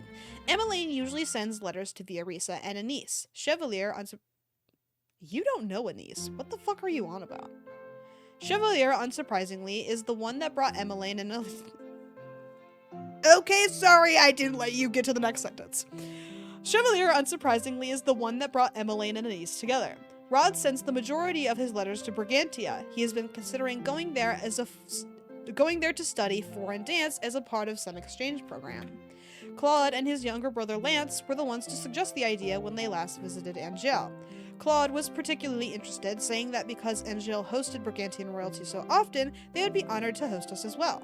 Claude proposed a trade-off. He insisted that if the Brigantian royal family took Rod in, he would force us to take his brother Lance off his hands. Sometimes I wonder about the relationship they have. If Lance appears in this arc, I have to kill myself. The messenger from this morning is delivering letters over the border. Those letters were for Brigantia. Emmeline looks at him startled. When he raises an eyebrow, she smiles sheepishly. What, really? I had no idea. If she was sending anyone in Brigantia a letter, it is probably Lance. The two of them get along very well. Oh, Rod was for voice I missed you. I don't. For some reason, it's really hard. Hopefully he gets the fuck out of here fast. I'm certain the messenger would deliver messages to the post office before making the trip over the border. He smiles at Emmeline. Your letters are in good hands, Princess Emmeline. Emmeline turns her grateful smile on Chevalier before pausing, curiosity lighting in her eyes. What about your letters, Chevalier? He was up so late writing them that he fell asleep with a pen in his hand. I give him a pointed look, as usual. Chevalier smiles weakly. These were important, I swear! I've still missed a word, even though I stuttered. He clears his throat, his expression melting into something more somber. I've been writing letters to the housing official to finalize a contract. Right, his deal with Anise. He is in the process of giving her the deed to his old clinic. What? Why does Chevy has an ascot? Fun. I suppose. I hope it's not too complicated. It's not just time-consuming. Just make sure it doesn't stop you from sleeping. Chevalier, like, why are you even here if you're busy? Like, fucking eat breakfast and then go down and do it so you can get some sleep later. Damn. Weirdo. Chevalier laughs, eyes glittering with mirth. Okay, did we bust out a fucking dictionary for this damn chapter? Like, what's going on? As you command, my sweet princess. After breakfast, Chevalier and I head to the Marchen, where we are to meet with Anise and Cinna, respectively. Oh, okay, goodbye. We are going. Okay, I'm not seeing a clock tower in this one. What a brilliant day! The sun is shining, the town is full of laughter, and I have... my sweet wagon here to accompany me. Wrong! I was going to say I have my lovely queen here to accompany me. That's the same thing. Chevalier laughs. I beg to differ. Queen is a far more regal title. But I'm not even queen yet. You are already one, in spirit. I cannot help my smile as I turn my attention to the scenery. The town square is bustling with activity when we arrive, despite the cold weather. Though it is sunny, a chill wind brushes my skin and ruffles my dress. Remember when we visited Fritz's grave in Claude's route? Me too. I just thought I'd bring that back up. Why, you ask? I don't know, for fun. Just thinking about it. It's so cold. I do not realize I am huddled close to Chevalier until he loops an arm around my waist and pulls me to his side. As always, I am amazed at how comfortably I fit. Okay, weirdo. It's at times like these that I feel I should buy myself a new scarf. Maybe it'll be less ugly this fucking time. He grins. Ew. I could get you one too. Better yet, we could buy matching scarves. Oh god, he is cringe. Ew. I would wear a paper bag over my head before matching with you. Speak on that, wagon. Stand your ground. You're so radiant you could make anything a fashion statement, princess. Even a paper bag. It would be a shame not to gaze upon your beautiful features, though.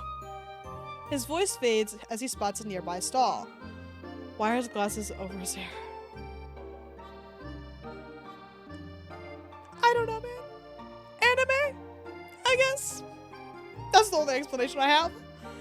Fabrics are draped across the makeshift shelves and tacked onto boards. Scarves are included in the assortment. Ah, look there! How convenient!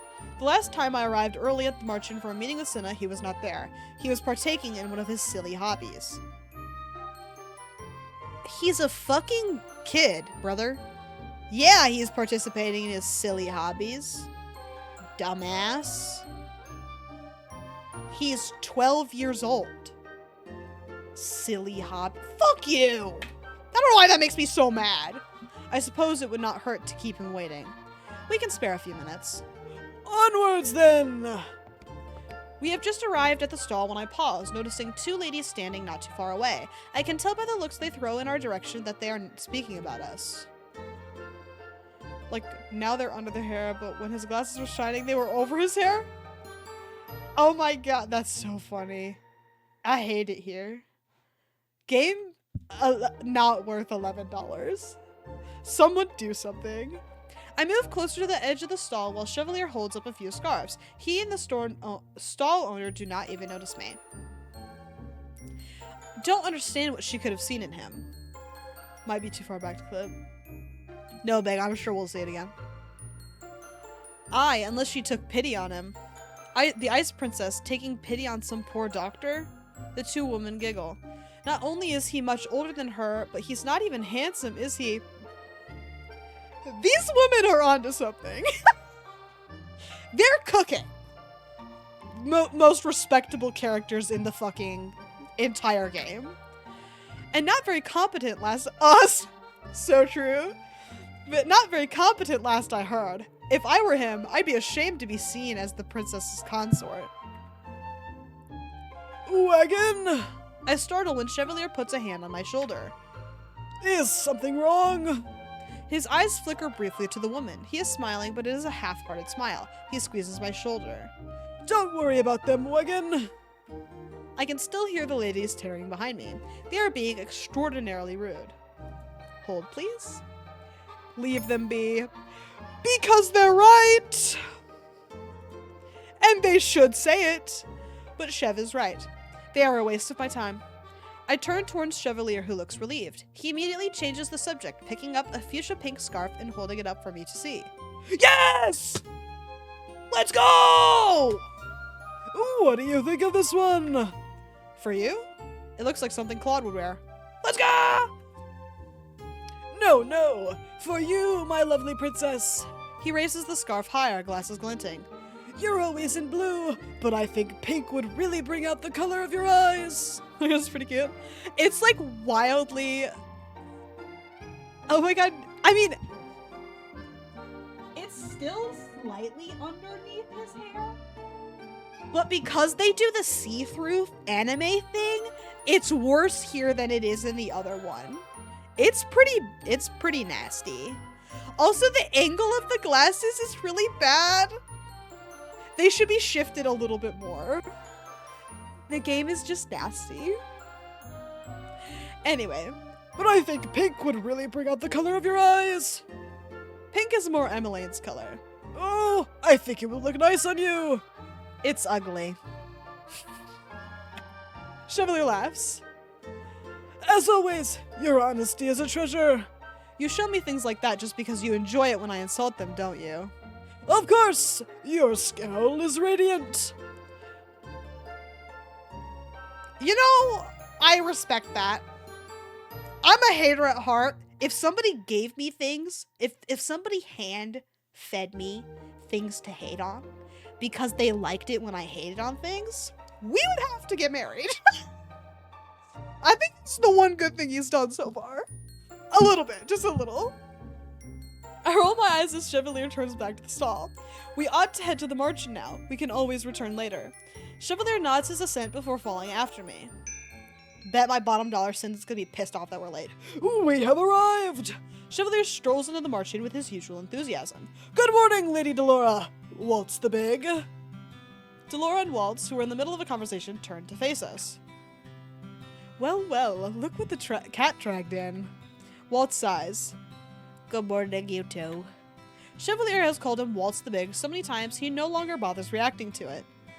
Let me guess, Wagon. You're here to speak with Cinna and Chevalier. And Chevalier, you're here for Nice? On point as always. Do you know where I might find her? Waltz gestures with a thumb at the reception room. Apparently, Anise has been in there for the last few hours sorting through papers. You sure stuck her with a lot of work, Chevalier. Have I? I have been trying to alleviate some of the stress by doing most of the paperwork myself, but... I jest. Lady Delora! You. Oh! Dude, he is here. I have to fucking lock in.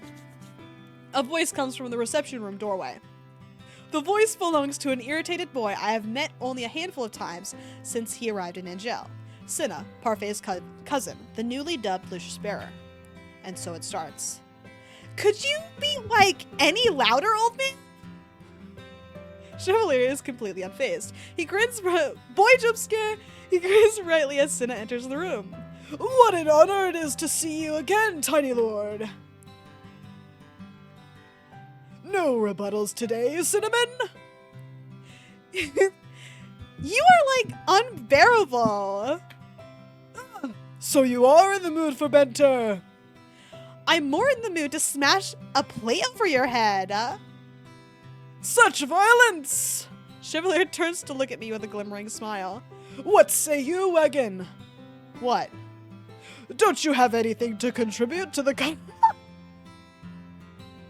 What the fuck do you mean, do I have anything to contribute to the conversation?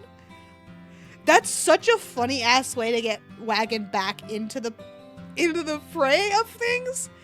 God damn it, that's so funny. Okay, let me check what I have to do. It is break up the conversation. Kinda mid, but whatever. Chevalier, do not patronize him. And Cinna, you know Chevalier's heart is made of glass. He'll break it if you insult him too much. Chevalier releases a dramatic sigh. I'm afraid my princess speaks the truth. Dolores snorts and quirks an eyebrow.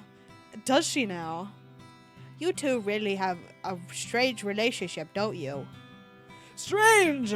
I think the word you're searching for is honest. Anyone got a hammer? I'm really feeling hammer. I'm really feeling a hammer right about now. You're right.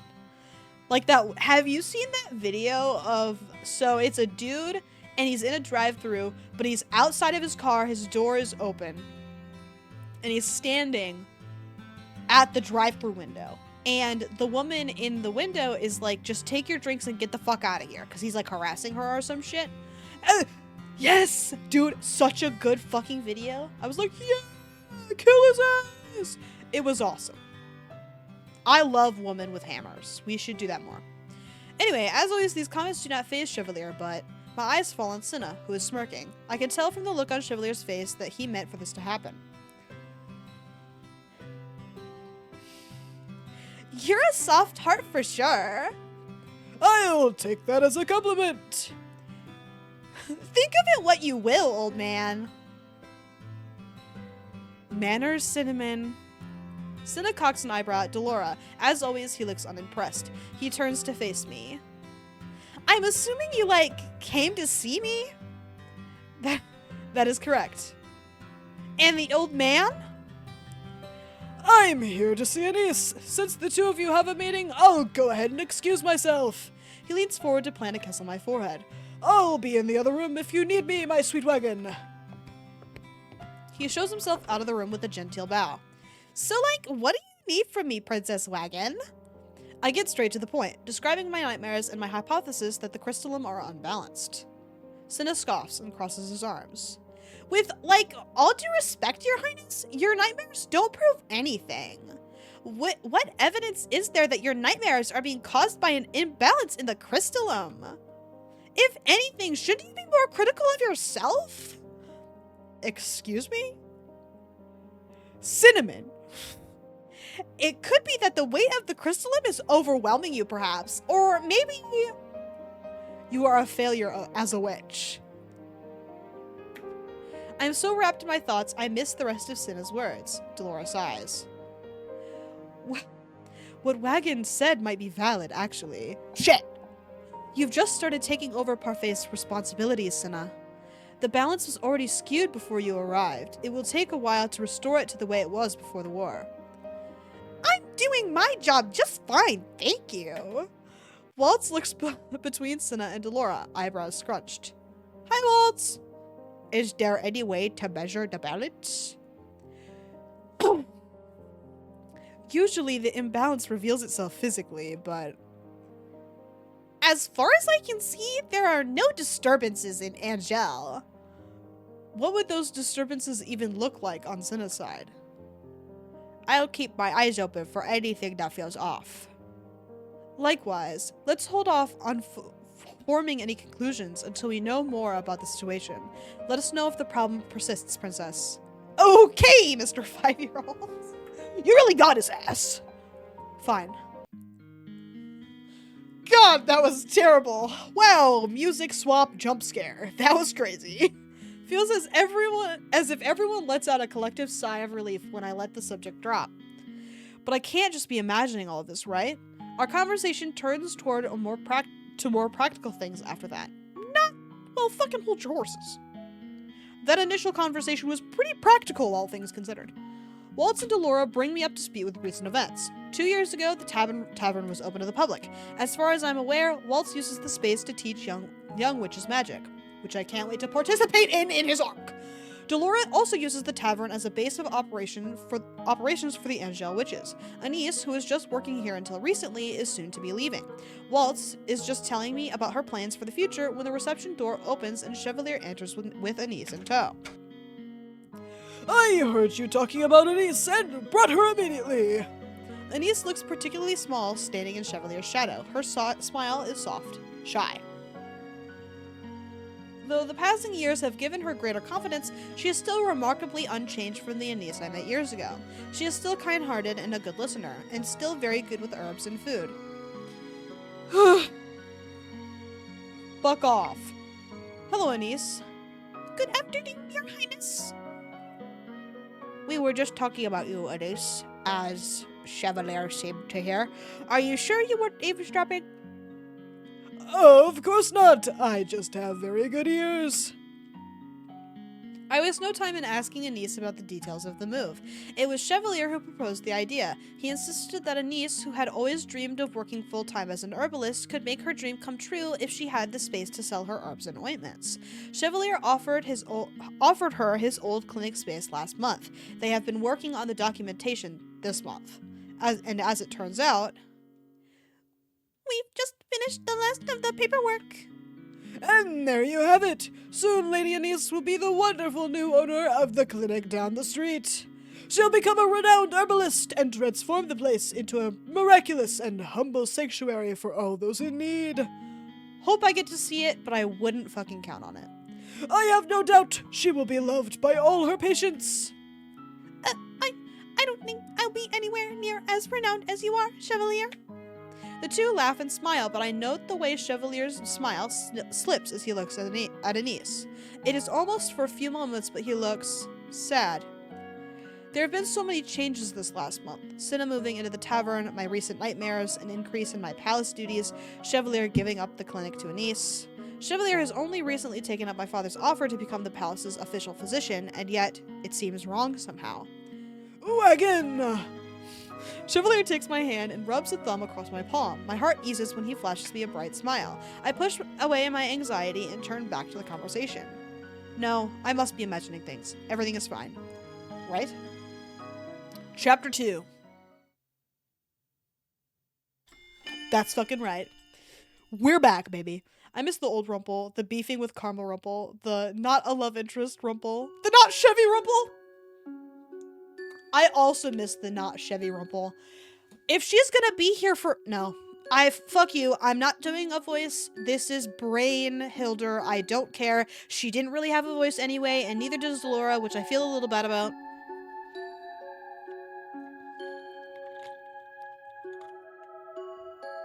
Next game I have to read. The men are getting the shitty voices, and the women are getting the funny sillies. Okay? I've decided, because I feel like I only ever give the men the funny sillies. And the women are, like, higher pitched. I am sexist, and I need to fix it. Anyway, you will fail, dearest heart, because you do not know what it means to be a witch. We feed off negativity and chaos. Love serves us no power. You will see that in time. Must you haunt me even in the day, mother? I stifle a groan. Every time I close my eyes, I see Mother smirking at me. I pull my hand away from my face and survey the councilmen gathered around the table. All of them are focused on Father. Love her! Hi, Dran! Hi, Garland. Hey, guys. What's going on? Except for Jurian and Garland, who are looking at me worriedly. I turn away with a grimace. I cannot let on that I am barely able to keep my eyes open. So true. They are the characters. I hardly slept last night. If Chevalier hadn't left for the marching before I woke up, he would have noticed something was amiss. Ah, hi, General. I turned to my father, who has been discussing the possibility of increased taxes for over an hour. While I am aware that the increase could benefit palace personnel, I will not raise them unless absolutely necessary. One councilman raises his hand to voice his discontent. He insisted that the increase in taxes would help the knights. Jurian scowls. Rest assured, His Majesty amply compensates us for our duty. The councilman looks disgruntled by Jurian's rebuttal. Clearly, he was not expecting the commander of the Order of the Caldera, God damn it, I hate that shit, to argue against increased funding. The conversation makes its way around the table until it is my turn to speak. I am not afraid to voice my agreement with my father. Before, I would not have cared about the consequences of raising taxes, but now, after getting to know Angel's citizens, I understand the ramifications of our actions. But it is not as if no one hears my opinion.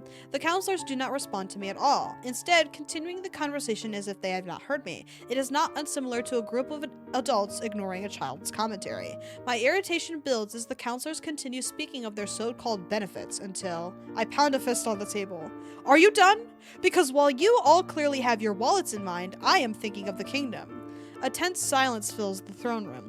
My father's surprise is fleeting. He quickly takes charge of the conversation again. I clasp my hands in my lap and flinch when the electricity snakes through my fingers. I clench down on the magic, trying to quell my panic.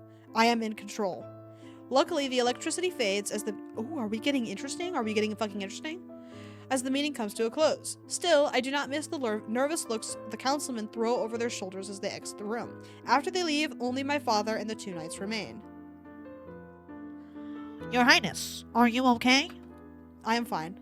The words come out sharper than I intended. Why am I so mad? I ball my hands into fists and try again. I am fine. Your eyes are glassy. They are not. This is how I felt when I was first learning to control the Tenebrarum. If I don't manage it properly, the negative emotions stored in it can influence my mood. I eye the electricity sparking at my fingertips and sigh. I apologize. I did not intend for that outburst to happen. I promise I am fine. Garland offers a hesitant smile. If there's anything we can do to help, please don't hesitate to call on us, Princess. We may not be advisors, but we'll... Yeah, what the fuck are you doing here? If she's commander of the Order of the Caldera, or whatever the shit, what the fuck is he? And why is one shoulder so pointy? Where is his arm? Anyway, no need to think on it too long. We may not be advisors, but we'll serve however we can. Jurian nods. I personally think you've been overworking yourself. No, I just have not been able to sleep. There have been certain extenuating circumstances involving the Tenebrarum. My eyes flit to my father. I wonder, vaguely, if he is thinking about my mother's loss of control when he looks at me. I have been working with the witches to resolve the problem, so there's no need for concern. He's her boyfriend? Okay, so true. I forgot. I'm sorry. I didn't mean to be disrespectful. She needs her boy toy at all times. And I get it. I get it. I have faith in you, Wagon. I always will. But nonetheless, I echo Jurian and Garland's offer. I hope you will not hesitate to speak with me if you need the help. I offer a tired, grateful smile. Thank you, Father. Though we are still in the process of mending our relationship after years of silence, I appreciate that he is actively taking steps to make things right between us. I rise from my seat. If I may be excused, I have an errand to run. After leaving the throne room, I steer myself in the direction of the march-in. My tiredness does not excuse me from my obligations. Right now, I have a responsibility to check in with Delora. Hello? The tavern is eerily silent when I enter. Typically, it is packed with customers at this hour, with Anise calling orders behind the bar. Today, however, the closed sign is displayed outside the Marchin's tavern door. They must all be busy. Hello? No one responds to my call, at least not at first. Then I hear the unmistakable sound of sweeping coming from the corridor. Mr. Broom! He's so chill, and Mr. Broom's kind of silly with it, you know what I'm saying? Oh no. Yes! Yes! Yes! My favorite character! I back away at the broom's sudden appearance. Mr. Broom is unfazed. It hops out to greet me with an enviable energy. I hope you do not plan on trying to make me sweep today. I know you do not need my assistance anymore. The broom's only response is to hop toward me again. I groan at its exuberance. Is anyone else here? I know that the broom can understand me, and yet it does not give any sign of having heard me. It continues to hop toward me. No, I'm not sweeping the floors. I purposefully altered Dolores' charm so that the broom could sweep on its own, and yet it still harasses me. There's hardly a speck of dust in here. I falter when I notice the dusty footprints by the doorway. Were my shoes really that dirty? The broom is restless. It seems to quiver with anticipation. We have to sweep, right? Yes! Okay, we're sweeping. Let's go. Hi, Broom. Hi, Mr. Broom. Love him. I hold up my hands defeated. It is an obstinate thing, and it will not desist until I sweep the dirt I tracked inside. Fine, but once I sweep up my tracks, you will leave me alone. The broom throws itself into my hands, then rushes forward, pulling me with it. Whoa, not so fast! The broom, of course, does not heed my words. That's the most animation action we've seen ever. And it was the fucking broom. My anger soon fades. I blame the nostalgia. It makes my mind stray. Before I know it, I am remembering the first time I came to the March-In. Back then, I remember thinking that being forced to work here was the hardest thing I'd ever done. Even small chores like sweeping seemed like a terrible punishment.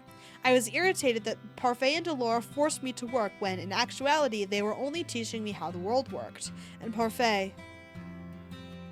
I always took her company for granted. But now she's gone, and she's never coming back. Oh, what's this? Oh! I swivel in place. Chevalier is standing in the doorway, surprise etched onto his face. I realize that though the dust has been cleared away, I am still clutching the broom. It looks like you two are getting along. I peel my hands off the broom with a sigh. The broom attacked me. Ah, and here I thought you looked like you were having fun. He steps forward and the smile fades. You look lost in thought. Is there something on your mind? I was just remembering the first time I had to sweep with Mr. Broom. Parfait had put a ribbon on him because she thought it would somehow make the situation better. I note the melancholy in Chevalier's eyes and mentally chastise myself. Why did I have to bring up Parfait in front of him? Girl, you're grieving too. It's chill. Don't even worry about it, babe. You can have feelings. Unless you've forgotten, which is possible. I'm sorry. Don't apologize, Wagon. I think Lady Parfait would be happy that we think about her every now and then. I also think she'd be happy to know that Mr. Broom can evoke such a meaningful memory. I did the thing where I forgot to say hi. Hi, Naj. Happy you're here just in time for 9:05, which will be happening in mere seconds. But hope you're good. How are you? Hope it's good. We finished Karma's route. Happy 9:05, everybody. Thank you for your happy 9:05. And we're on to Chevalier, which is the worst one. I read that. Thank you both for your happy 9:05 as well.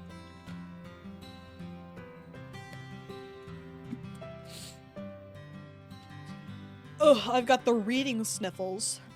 What's meaningful? Anise is suddenly standing behind us, a quizzical smile on her face. Oh, Lady Anise!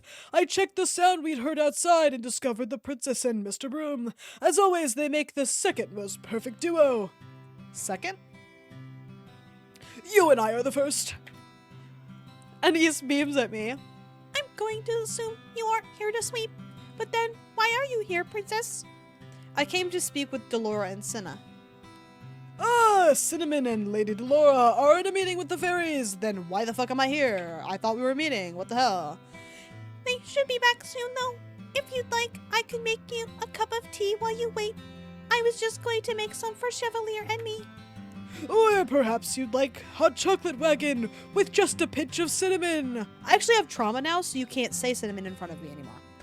He sets a hand on my shoulder and smiles at me softly. You look like you could use it. My shoulders sag beneath his hand. As always, Chevalier can see right through me. Some hot chocolate would be nice, thank you. I follow them into the reception room. My beloved living room, reception room. Fuck you, that's not real. I spend the next few hours discussing the day's events. Hours? Damn. As always, I let my guard down in front of the two of them. They are both excellent listeners. I have a lot to learn from them. Alright, skip that shit. Day fades to night, and stars soon blanket the sky. I am considering sending a messenger for Delora when the door opens and the woman in question steps inside. Well, well, if it isn't my favorite princess. Emmeline would be offended.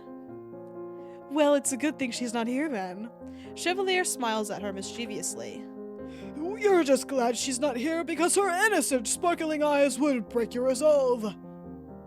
Huh, so even the ice-cold Delora has a soft side? Cinna is standing in the doorway, arms crossed. Did you just call me ice cold, Cinnamon? You don't know what that means. Cinna grumbles as he takes a seat at the settee. Delora watches him looking exasperated. I wonder if something happened at their meeting. Delora seats herself beside Anise and looks at me expectantly. So, what's the news with the Tenebrarum? Have you noticed any disturbances? Well, I bring up the surge of negative emotions I've been experiencing today. Delora crosses her arms and sighs. Well, if this is still continuing after our training, I feel inclined to call it an imbalance. Or maybe your training isn't as effective as you think. Oh, would you like to take over the princess's training? Cinna turns away, cheeks flushed. Cinna, I think the princess has made her case. This is something the two of you need to resolve together. Can't wait to interact with him even more than we already are. Cinna rises with a scowl. I've said this before. There is nothing to talk about. Now, if you'll excuse me, I have other, more pressing matters to attend to. Before either of us can get a word in, Cinna leaves the room and slams the door behind him. He seems troubled.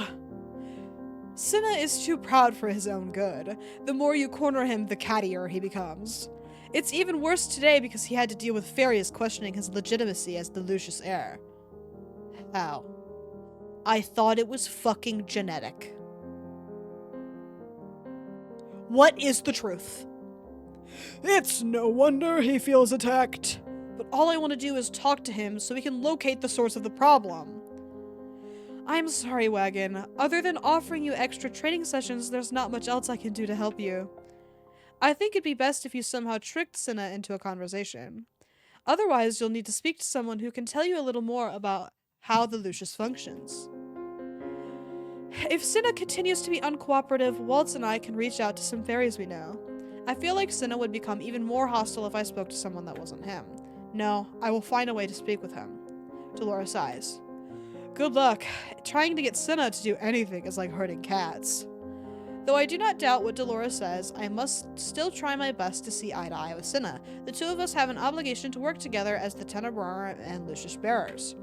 I'll figure out a way to speak to him. Somehow. Blue! Love when it's blue. Perhaps we could bribe him. With what? Insects? Chevalier... Does he eat them or something? Or like, what the fuck is going on? Chevalier and I are walking back to the palace together, brainstorming ways we can force Cinna to converse with me. Cinnamon's favorite hobby is bug catching. Okay, so his weird hobby was fucking bug catching, a completely normal thing to do? What's your issue, man? Anyway, Cinnamon's favorite hobby is bug catching, so it has merit as an idea, but I refuse to wave a net around and catch insects with him. You stupid piece of shit. That's the perfect way to get him to talk to you, is to participate in his hobby. He's 12! Sorry? I doubt you'd need a net. Butterflies would flock to you, lovely as you are. I'd rather not be a perch for butterflies. Oh, but princess, you'd look like something out of a fairy tale. We don't live in a fairy tale, Chev. The two of us have just rounded the corner when someone calls Chevalier's name. Mr. Chevalier, sir. Who could this be? A familiar boy rushes toward us, smiling brightly. Oh, just some kid. Doctor, princess. It is that boy that used to visit Chevalier at his clinic. More than 2 years ago, Chevalier saved this boy's life by striking a deal with the elusive witch doctor. The deal eventually caused Chevalier to be cursed. During that time, he did not remember the boy or the circumstances that caused him to be cursed. Thank you for fucking reminding me. Since the curse broke, however, the boy has been visiting Chevalier and watching him work whenever Chevalier permits it. I have not seen him since Chevalier made preparations to give the clinic to a niece. What a serendipitous meeting! To what do I owe the pleasure of your company, little sir? Chevalier crouches down beside the boy, and I cannot help but smile at the sight of them. I have never been good with children. Until Walt's Sark. But watching Chevalier interact with them always makes me happy. I'd heard a tragic rumor. Oh, care to share? The boy glances at me, a thoughtful look on his face. Are you and the doctor getting married? What? What? Where in the world did that come from? I am experiencing a terrible sense of deja vu. I expect Chevalier to laugh or smile. Instead, he becomes oddly stiff. I cannot help but recall the trances that used to come over him when he was still amnesiac.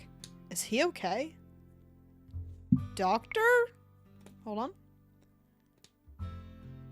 Answer the boy.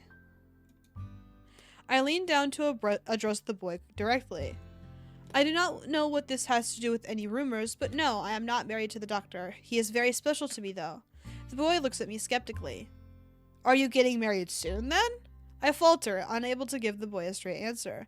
If Chevalier proposed to me, he would be by my side always. I get to see his smiling face every night, and he would, by extension, be next in line for the throne. I look at Chevalier, who catches my eye and smiles awkwardly. After a few moments, I smile back at him. Chevalier already worries enough about being accepted by the nobles. That sort of commitment would overwhelm him. I understand this, even if the reality of it is disheartening. But I cannot stand to see that sorrow on his face, so I speak the truth. I think that maybe someday we will be, yes. I say the words for the boy's benefit, but it is Chevalier who seems more surprised, staring at me so owlishly that I cannot help but laugh. Marrying a doctor as nice as Mr. Chevalier would be an honor for a princess. Wagon, that's... What, is the great Chevalier Master Flatterer at a loss for words? Never! I could never run out of compliments for you. I'm relieved to see him return to his normal self. That's at least 2 times. I'm dying! Help! Even if the things I said were embarrassing. Suddenly the boy steps towards Chevalier, expression somber. I heard rumors that you were closing the clinic, that you were going to start living in the palace, and I thought it was because you were marrying the princess. I'm afraid you've been misinformed. The clinic will remain open. Only a wonderful new lady is going to take over for me. She'll be selling herbal remedies to help with all kinds of sicknesses. But what about you? I am going to be a physician at the palace. So you're just going to help the nobles? No, of course not. But I can't be in 2 places at the same time, so... I can tell by his expression that he does not want to go into any more detail, so I assure the boy that Chevalier will continue his practice just in a different place. His sadness dissipates when I tell him he can visit Chevalier in the palace. Mom is going to be so excited when I tell her I can visit the palace. He runs off after that, leaving Chevalier and I alone. I reach for Chevalier's hand. Are you okay? Yes. Sorry about that, wagon. I blanked out. You talked about me overworking myself, a constant and unending fucking goddamn problem in these games. But are you sure you aren't pushing yourself too hard? No, I'm not. I promise. I look at him skeptically. In the end, he only raises his hands in surrender before taking my hand in his. It was just a momentary lapse. Even when you're no longer an amnesiac, you still have memory problems. You really are an old man. Alas, I am afraid even I can't be perfect. He plants a kiss on the top of my head. Let's return to the palace, shall we? We wouldn't want everyone to worry when you don't show at dinner. I allow Chevalier to pull me along. As we walk, I wonder about how I might get him to speak honestly about what is bothering him. 3 days later. Yes, I love a good time skip, dude. Oh shit. Have to run an ad. I've been waiting for this for a while. an hour. I've been waiting for it for an hour. I'm gonna go take some painkillers. I have a fucking nasty ass headache. I will be right back. Everybody sit tight during the ad.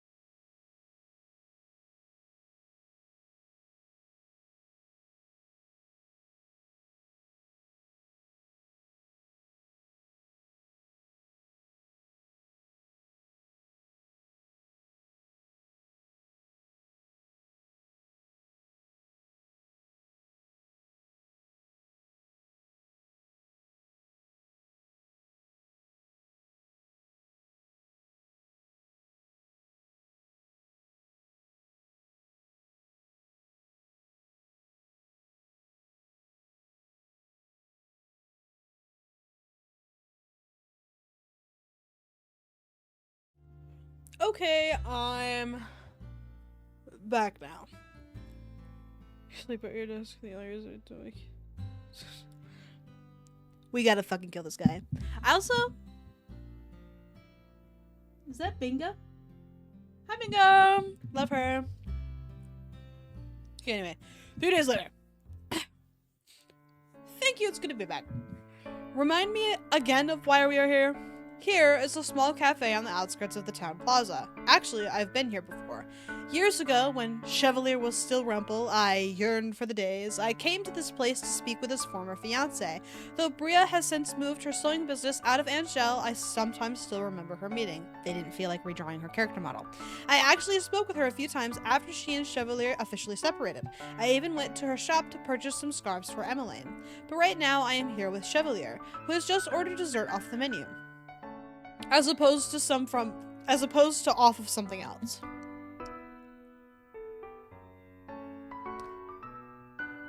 Off the menu. Fuck you. He brought me here today without an explanation. If he hears my question, he gives no indication. Are you sure you didn't want anything else, Wigan? Look, they even have this fancy hot chocolate. They serve it with rose petals. Chev. His name comes out in his eye. Ah, what a mournful sound. What's the matter, my sweet princess? You did not answer my question. Why are we here? He smiles at me coyly. Why, for a date, of course. A date? Your cheeks are red, Wigan. It's precious. They are not. The words come out louder than intended, and when the customers at nearby tables turn to look at me, I feel my cheeks warm again. Chevalier smiles at me. Chevalier is right. The last few nights have been especially rough. Though I have been by the marchant a few times to see Cinna, he mysteriously disappears every time I show up. I cannot help but wonder if he is using magic to vanish. Oh, also, I have something else planned as well. Something else? Yes, a surprise. You'll see soon. I'm wondering at the vagueness of the words when a server sets a small plate down at our table. It is filled with biscuits. Those are cookies. I am an American. They're shaped like lilies. They're shaped like lilies? Whatever, you can pick one.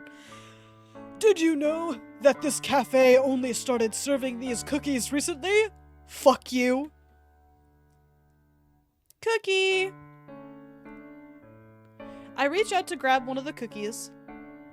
I didn't even have to crack that one. Off the plate and admire the delicate frosting work. Even the flower filaments are carefully crafted.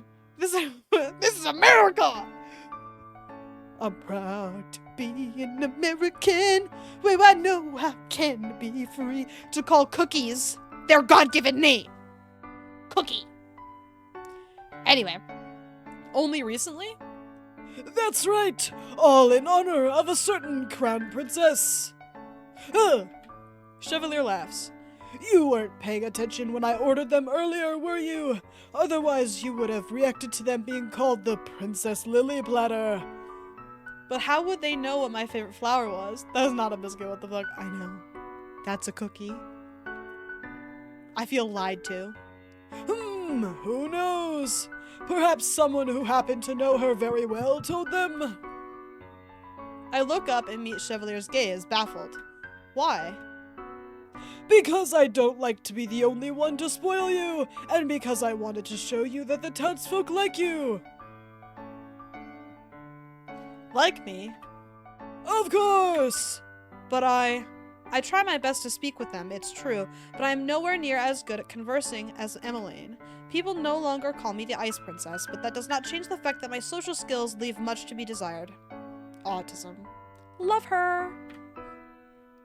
Do you need me to say what I think, Wigan, or can you already guess? I should let people spoil me, right? Chevalier claps his hands together. Exactly! Object.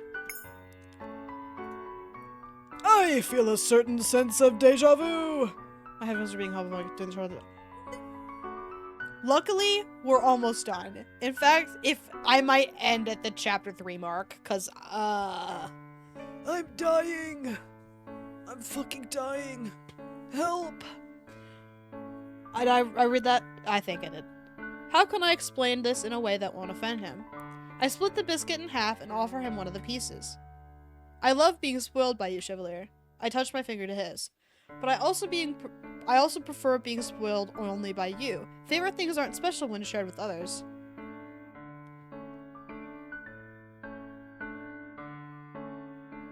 It's the stupidest shit I've ever heard. I love when people hang out with me and my favorite things. Are you shitting me? I'll tell everybody what I like. Like, what's wrong with you? Speaking of homophobia, I'm so pissed anytime I got rated this month. I didn't say it's Pride Month, so if anyone leaves it, damn, the perfect opportunity. Well, luckily we've still got some days left. So you should have another opportunity. Okay, anyway. I curl my fingers through his. I feel more special when moments like this are shared just between the two of us. Chevalier stares at me at a loss for words. The shock on his face makes me laugh, and he abruptly unfreezes. What a blessed sound! He leans forward, glasses glinting. You're right! I would so much rather keep that precious laughter to myself. I roll my eyes. That I cannot promise. I give his hand a squeeze before pulling my fingers away, as opposed to her whole hand.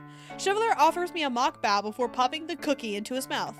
He always goes out of his way to do such nice things for me. I should do something for him as well. My mind wanders back to the stall full of scarves we visited not too long ago. Chevalier mentioned he needed a new scarf. He no longer wears the scarf Bria made him, but because Chevalier is Chevalier, he puts other people's first, and never thinks about what he needs. Princess! Okay. Suddenly, his face is mere inches from mine. I startle and fall back into my chair. Why must you always get so close? It is a lot easier to read your mind when I can look directly into your beautiful golden eyes. This is one time where I really don't want him to read my mind. He is perspective to a fault. He is perceptive to a fault. How can I surprise him if he sees it coming? Why is Cinderella Phenomenon Evermore a horror game? That's happened twice now, where the sound suddenly changes or stops. Ugh. And here I was under the impression that this was a meeting for 3. Oh. I turned in my seat. I had no idea who it was going to be. I turned in my seat and I'm surprised to see Cinna standing beside our table. He surveys us skeptically. Cinnamon, what are you? What a pleasure it is to see you again, tiny lord.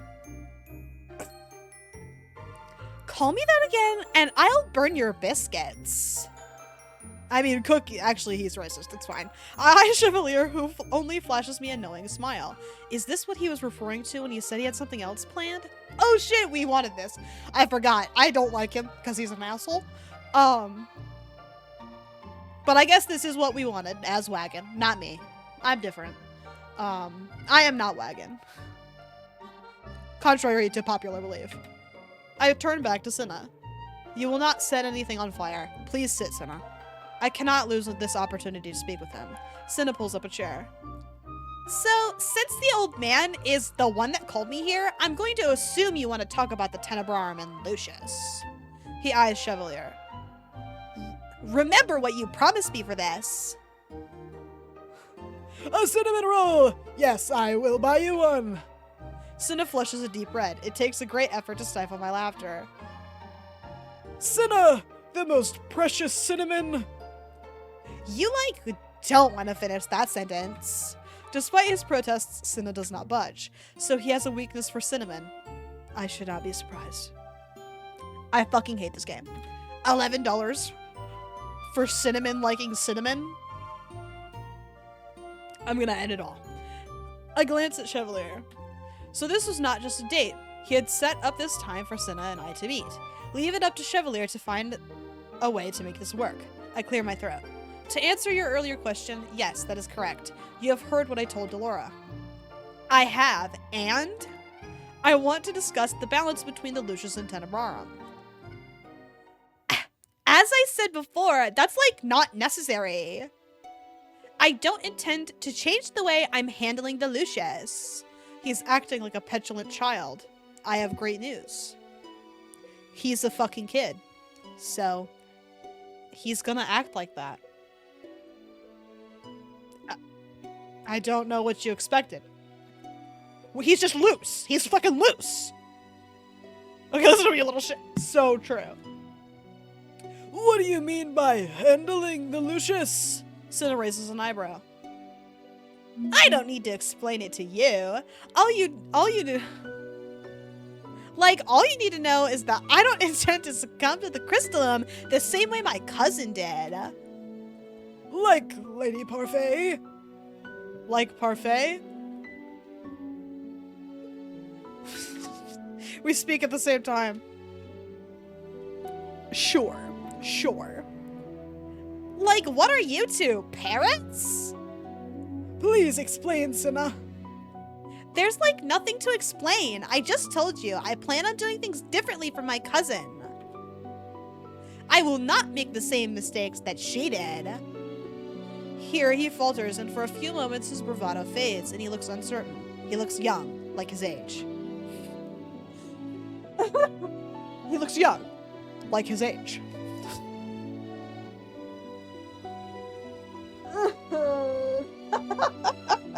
Fucking love. Like his age. So true. Cinna, I lean forward. I know what it's like to have to take over someone else's job without being prepared for it. I understand wanting to do things differently. I am doing things differently than my mother, after all. But I also know that I need to explain those differences to others because my decisions impact all of Angel. That is why I want you to speak to me. Your plan impacts both of us. Cinna refuses to meet my eyes. Cinnamon! Eventually he grumbles and looks up. That's Cinna. And fine, I'll talk, but you have to promise not to interrupt. I glance at Chevalier, who nods at me encouragingly. If there's one thing he has taught me of the importance of, it's listening. I promise.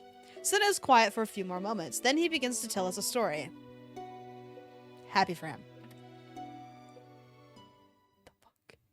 Where are we going? Oh. Right. Chapter 3. Okay, but now I'm curious, so we're gonna keep going. Once upon a time, in a kingdom far, far away, there were two crystals. One was the Crystallum Lucis. Love the resolution on the Crystallum Lucis. Protected by the ruler of the fairies. The other was why is he telling us this? The Crystallum Tenebrarum, which was watched over by the High Leader of the Witches. For a time, the witches and the fairies and witches lived in harmony with the humans of the kingdom. He stops suddenly, cheeks flushed. You're laughing at me. Oh, it doesn't get skipped. Okay. What? I am not. Cinna just glares at me. Maybe we could skip this part. We have heard it before. Cinna sighs. Delora tells this story all the time and no one laughs at her. Delora does tell this story a lot, doesn't she? No, she fucking doesn't. It was once. It was once. Chevalier looks like he is trying not to laugh. Then, by all means, feel free to continue to tell the story however you like, Cinna. I'm already intrigued.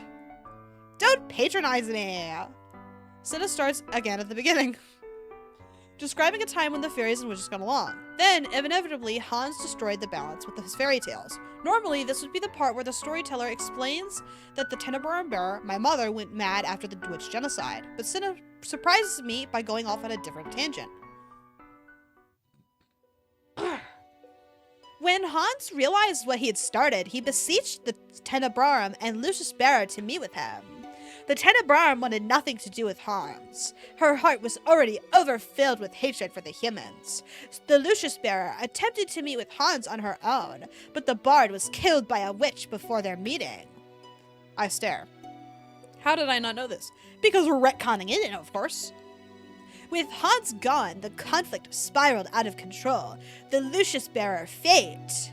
He stopped suddenly, his gaze forlorn. Fate? Parfait?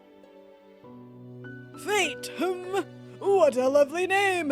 It suits her. We fucking knew this already. Maybe. I don't know if we know this in this arc. So, I could be wrong. Cinna clears his throat. Rather than, put an end to the Tenebrarum bearer's atrocities, Fate clung to her hope and optimism. She did not try to stop the tragedy until much later.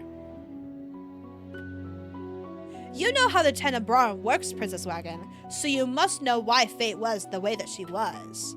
The Tenebrarum gathers and stores negative emotions. It then sends those emotions to diffuse. Those emotions to diffuse. This keeps the balance in check. It goes to reason that the Lucius would gather positive emotions. It used to irritate me that Parfait was always so positive. I'd thought it was a part of her personality, but you are saying that Parfait was the way... this is a decent lore thing. I'm fucking listening, okay? Not too hard. So he's saying he would kill us if we turned evil? I wouldn't be surprised if he says that, but I like that he's trying not to be positive. I think that's interesting. Okay. Chevalier's arc's kind of cooking. Not too much, not too hard, but I'm listening. You are saying that Parfait was the way she was because she absorbed positive emotions from the Lucius? Yes and no. Fate was an optimist at heart. The Lucius just magnified those feelings. It blotted out other necessary emotions like anxiety and caution, all of the things contained within the Tenebrarum.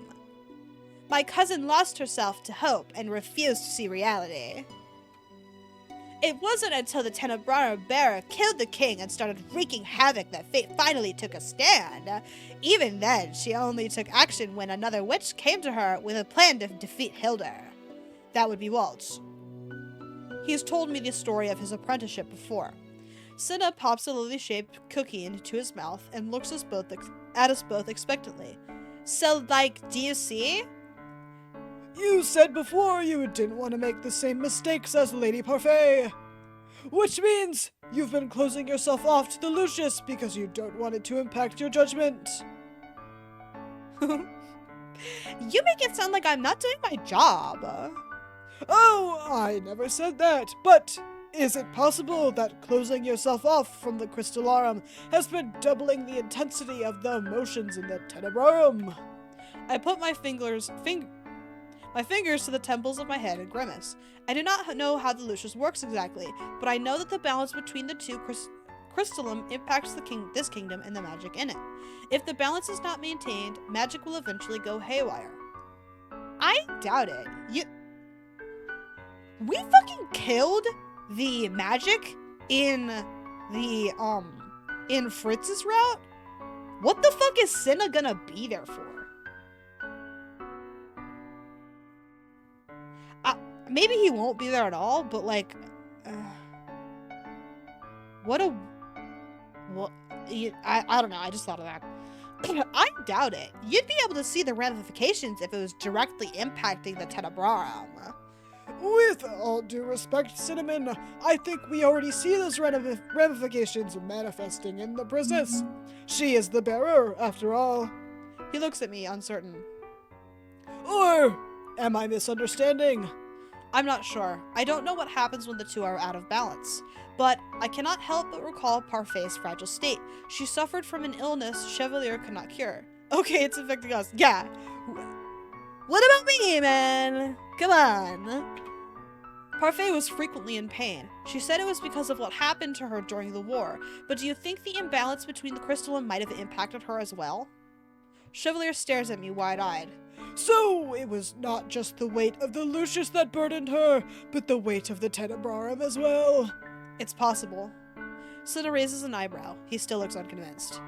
Cinna, as the bearer of the Tenebrarum, I am prone to nightmares. Sometimes the negativity causes my magic to flare or makes me impatient with people.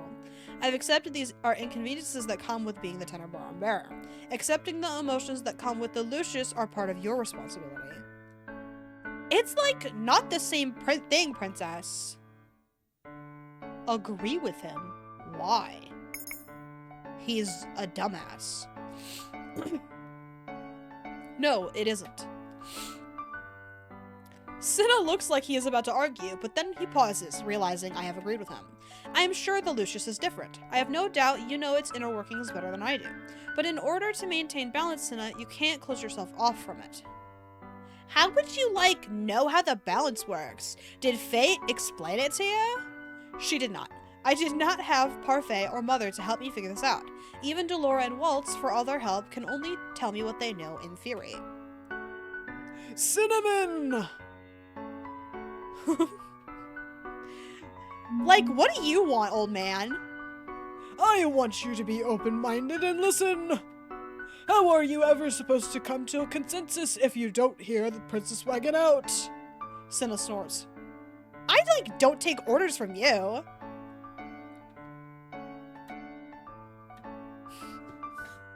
3 dot dot dots in a row was a little heinous. Chevalier looks stoically at Cinna, who glares back at him. Chevalier does not so much as blink. In the end, Cinna turns away with a grumble.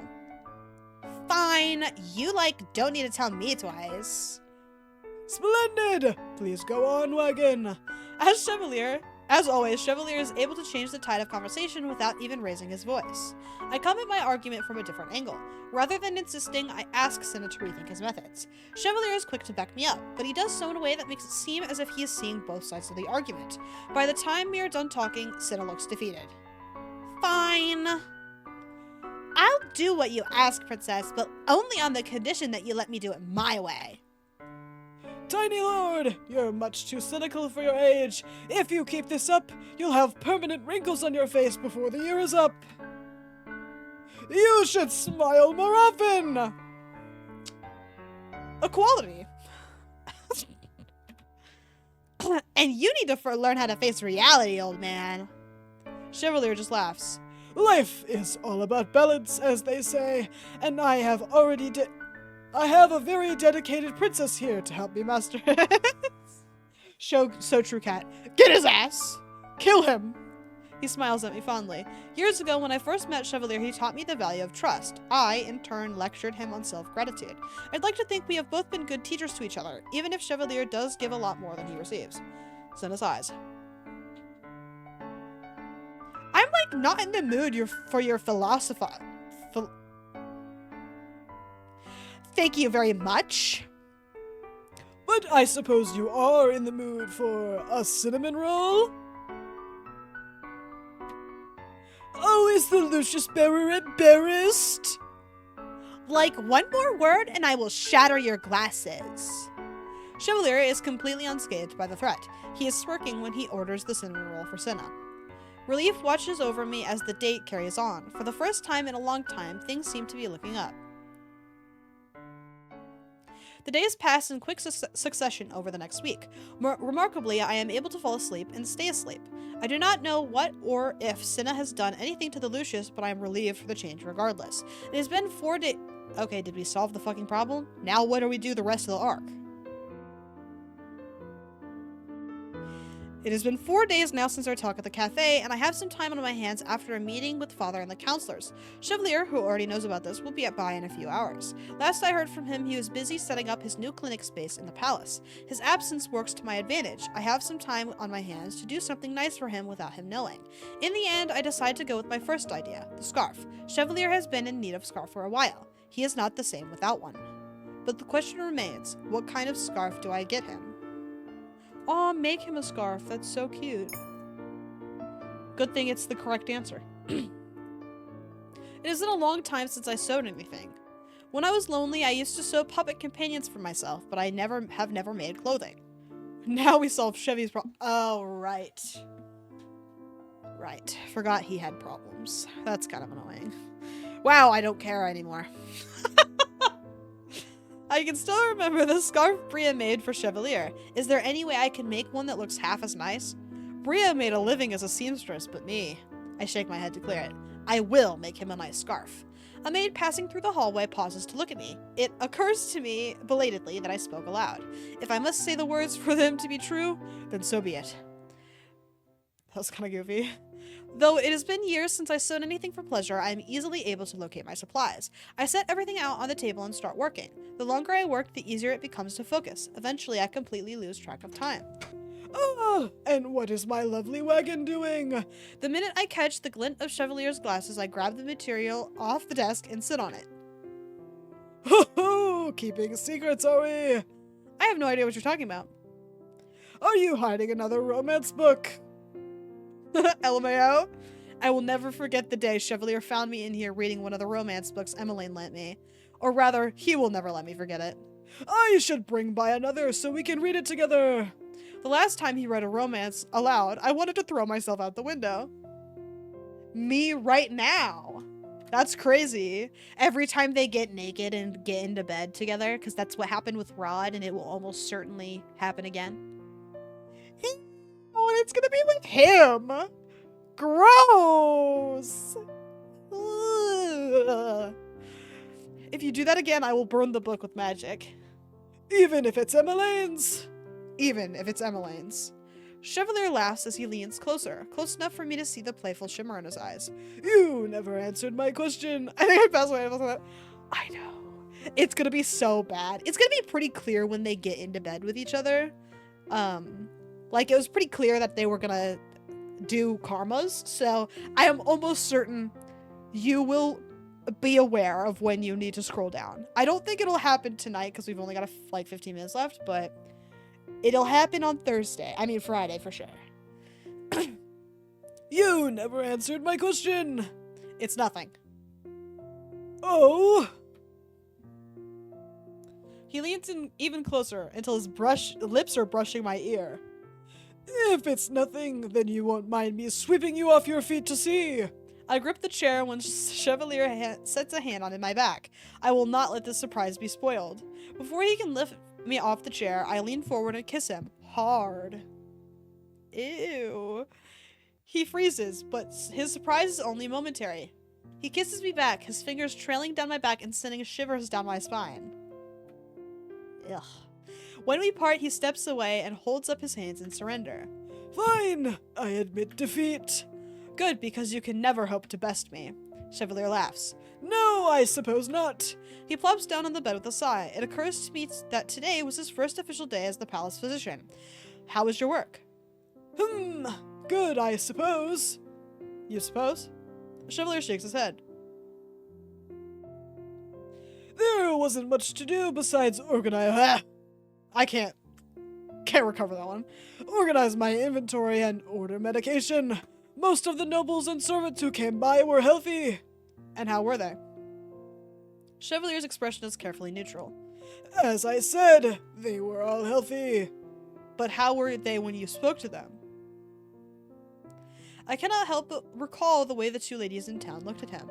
Many people, nobles included, are unafraid to show their dislike of him. But because Chevalier is Chevalier and dislikes speaking ill of anyone, he probably does not want to admit it. I really do wish he would talk to me. Hold on, let me fucking check. Hold off! Come on, brother! Fine. Fine. I trust Chevalier. I have faith that if things get too difficult, he will talk to me. You know, I will always be here to listen to your concerns. Just as there are things I would rather do alone, there are things he too must want to figure out on his own. Being able to support him in that endeavor is enough. Thank you again. As always, you are the brightest, most glorious ray of sunshine in my life. And the best listener. That is high praise coming from the actual best listener.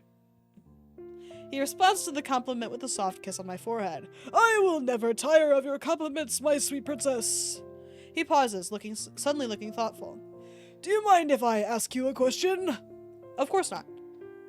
What do you propose I do about my more troublesome patients? I'm surprised by the quiet determination in his eyes. I don't want you to needlessly worry about me. I know you have a ton on your plate.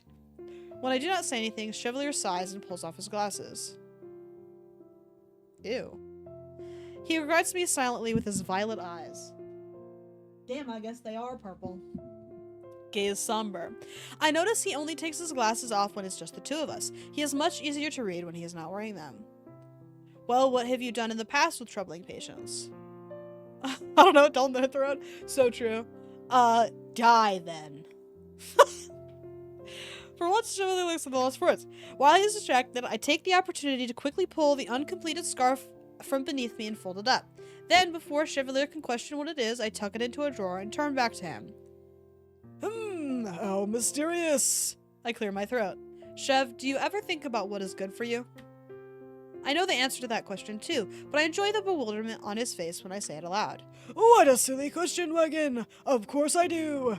I eye him skeptically. I think maybe you should spoil yourself more often. Chevalier's look of shock perhaps emboldens me more than it should. Before he can object, I grab the glasses off the bed and settle them onto the bridge of my nose.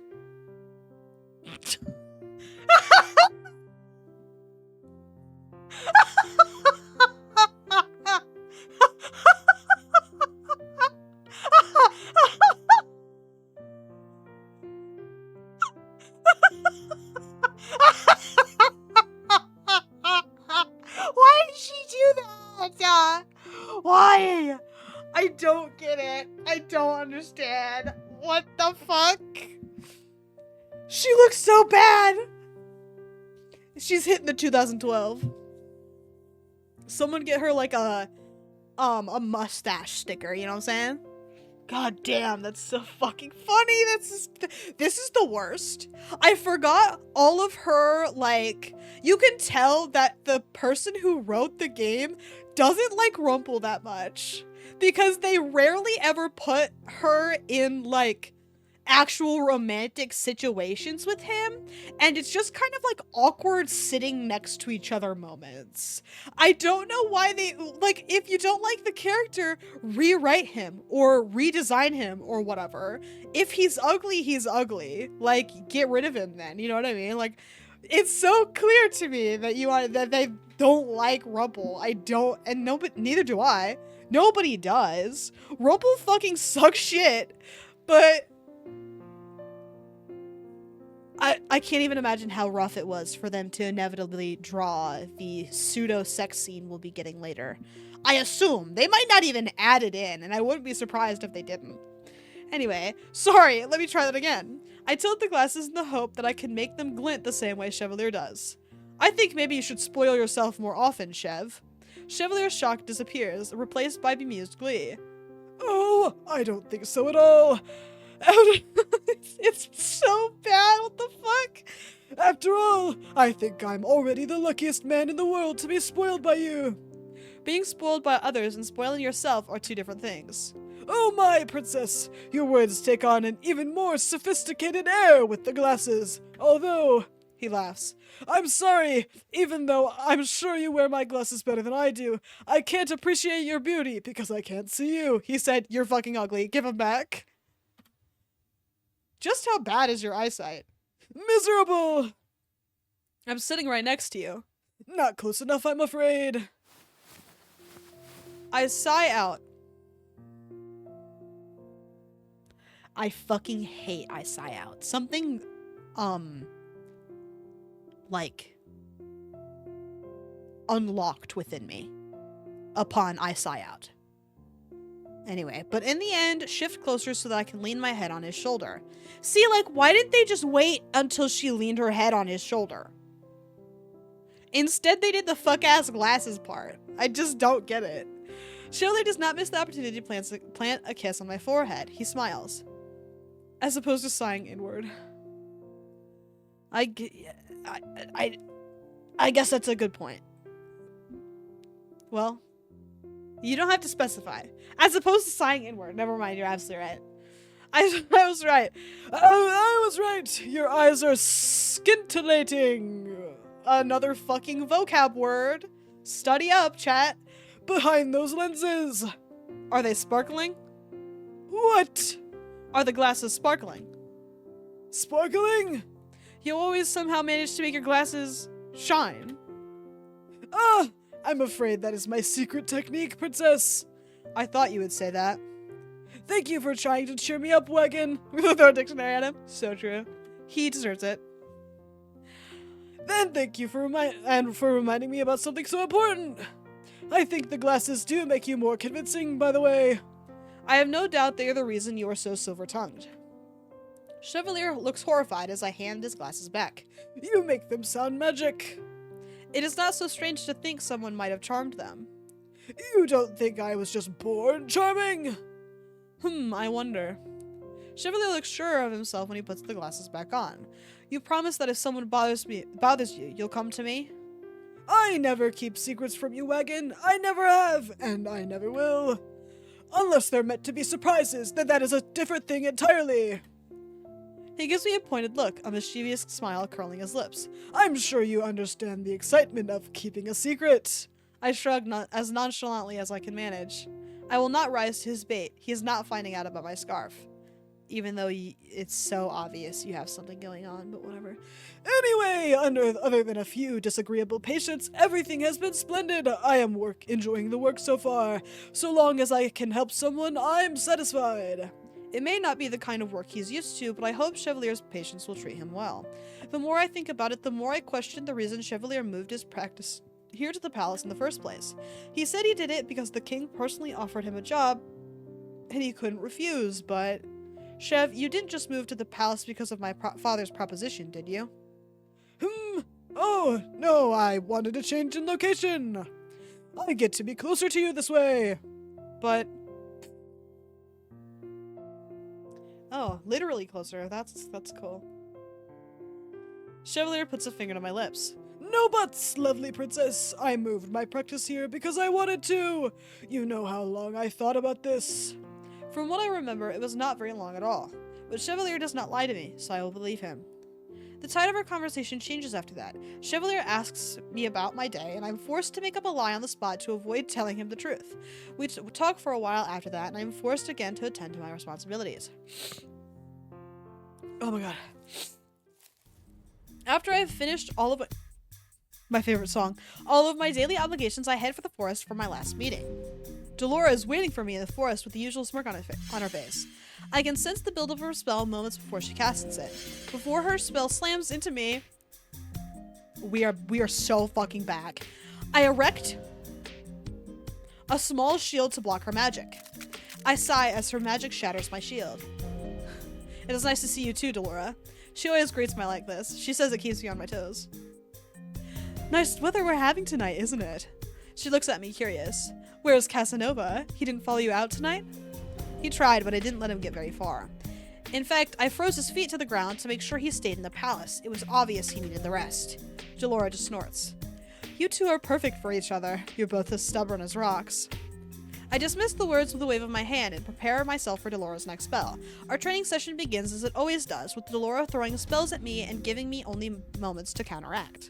We review shields, then basic offensive magic, and then charms. We are nearly onto object summoning when it occurs to me to ask about Cinna. When he first arrived in Angel, he watched these practices from the sideline, but tonight he is nowhere to be seen. How is Cinna? Are you actually worried for him? Or do you just worry? Or are you just wary because he's been so difficult lately? Both. Worry no more. Cinna's turned over a new leaf.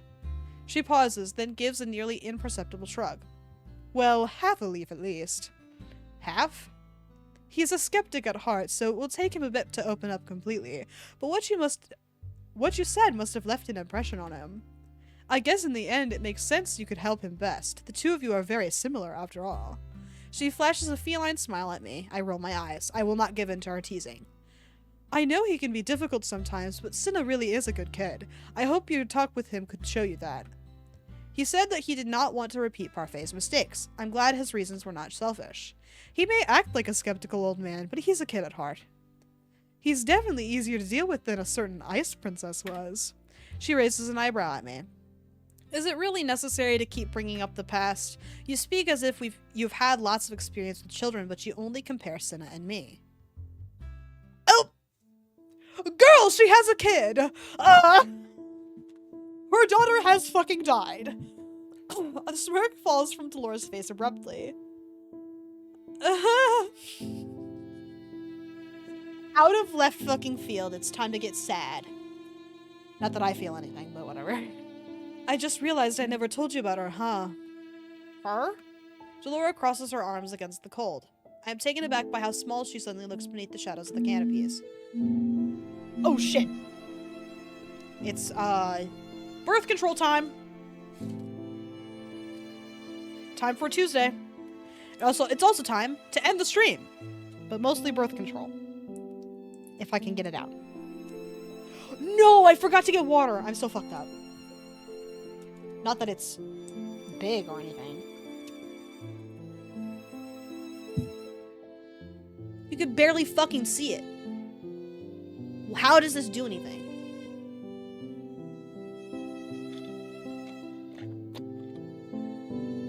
Yeah. Can't even tell. Anyway. Shit, don't drop it. I know, no kidding. I'm afraid I'm gonna lose them one of these days, but luckily I'm a day ahead, technically. Because I got them on Monday. And they have a little calendar. So this is Sunday, Monday, Tuesday.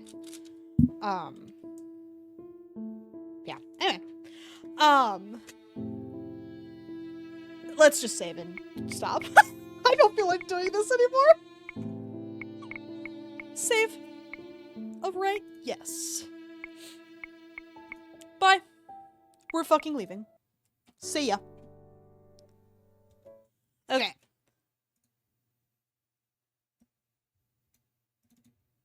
Oh my god, I forgot about my silly ass email. So true. Okay. Shh. I might use this one instead. I'm gonna send this to myself really quick. While I have my own attention. Okay. Anyway. Yesterday's raid was easy as hell. Today's raid will not be, which is quite unfortunate. So what do we want to watch? It can't be Cinderella Phenomenon because no one fucking plays that shit but us. Art, maybe?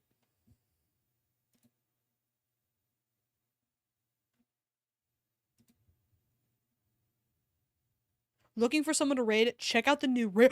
The new raid browser! What the hell? Similar or smaller size. What?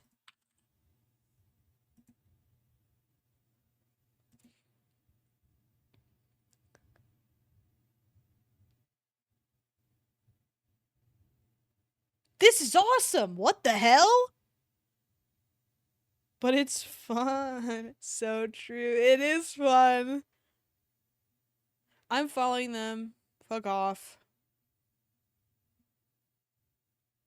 But someone is doing art fight prep, so I was like, who the hell are you? Can I get a little a preview? Fuck! Oh, this is awesome!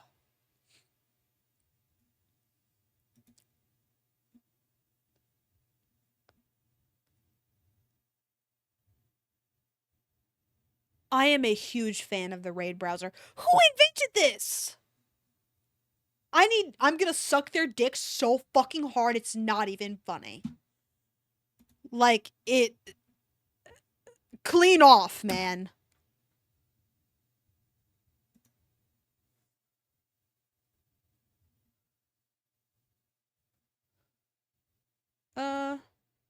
Yours a little high. Good. It's you can tell that it's a newer thing, so it's not, super great. But I see the vision. I am listening. Oh, hey, someone is doing art fight prep. 9-hour-long stream. You're fucking crazy. Can you, give me a read on how many followers they have? That is important to me. 204.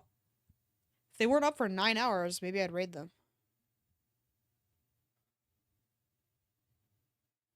Okay, it looks like they're still going. 9 hours is fucking bonkers, though.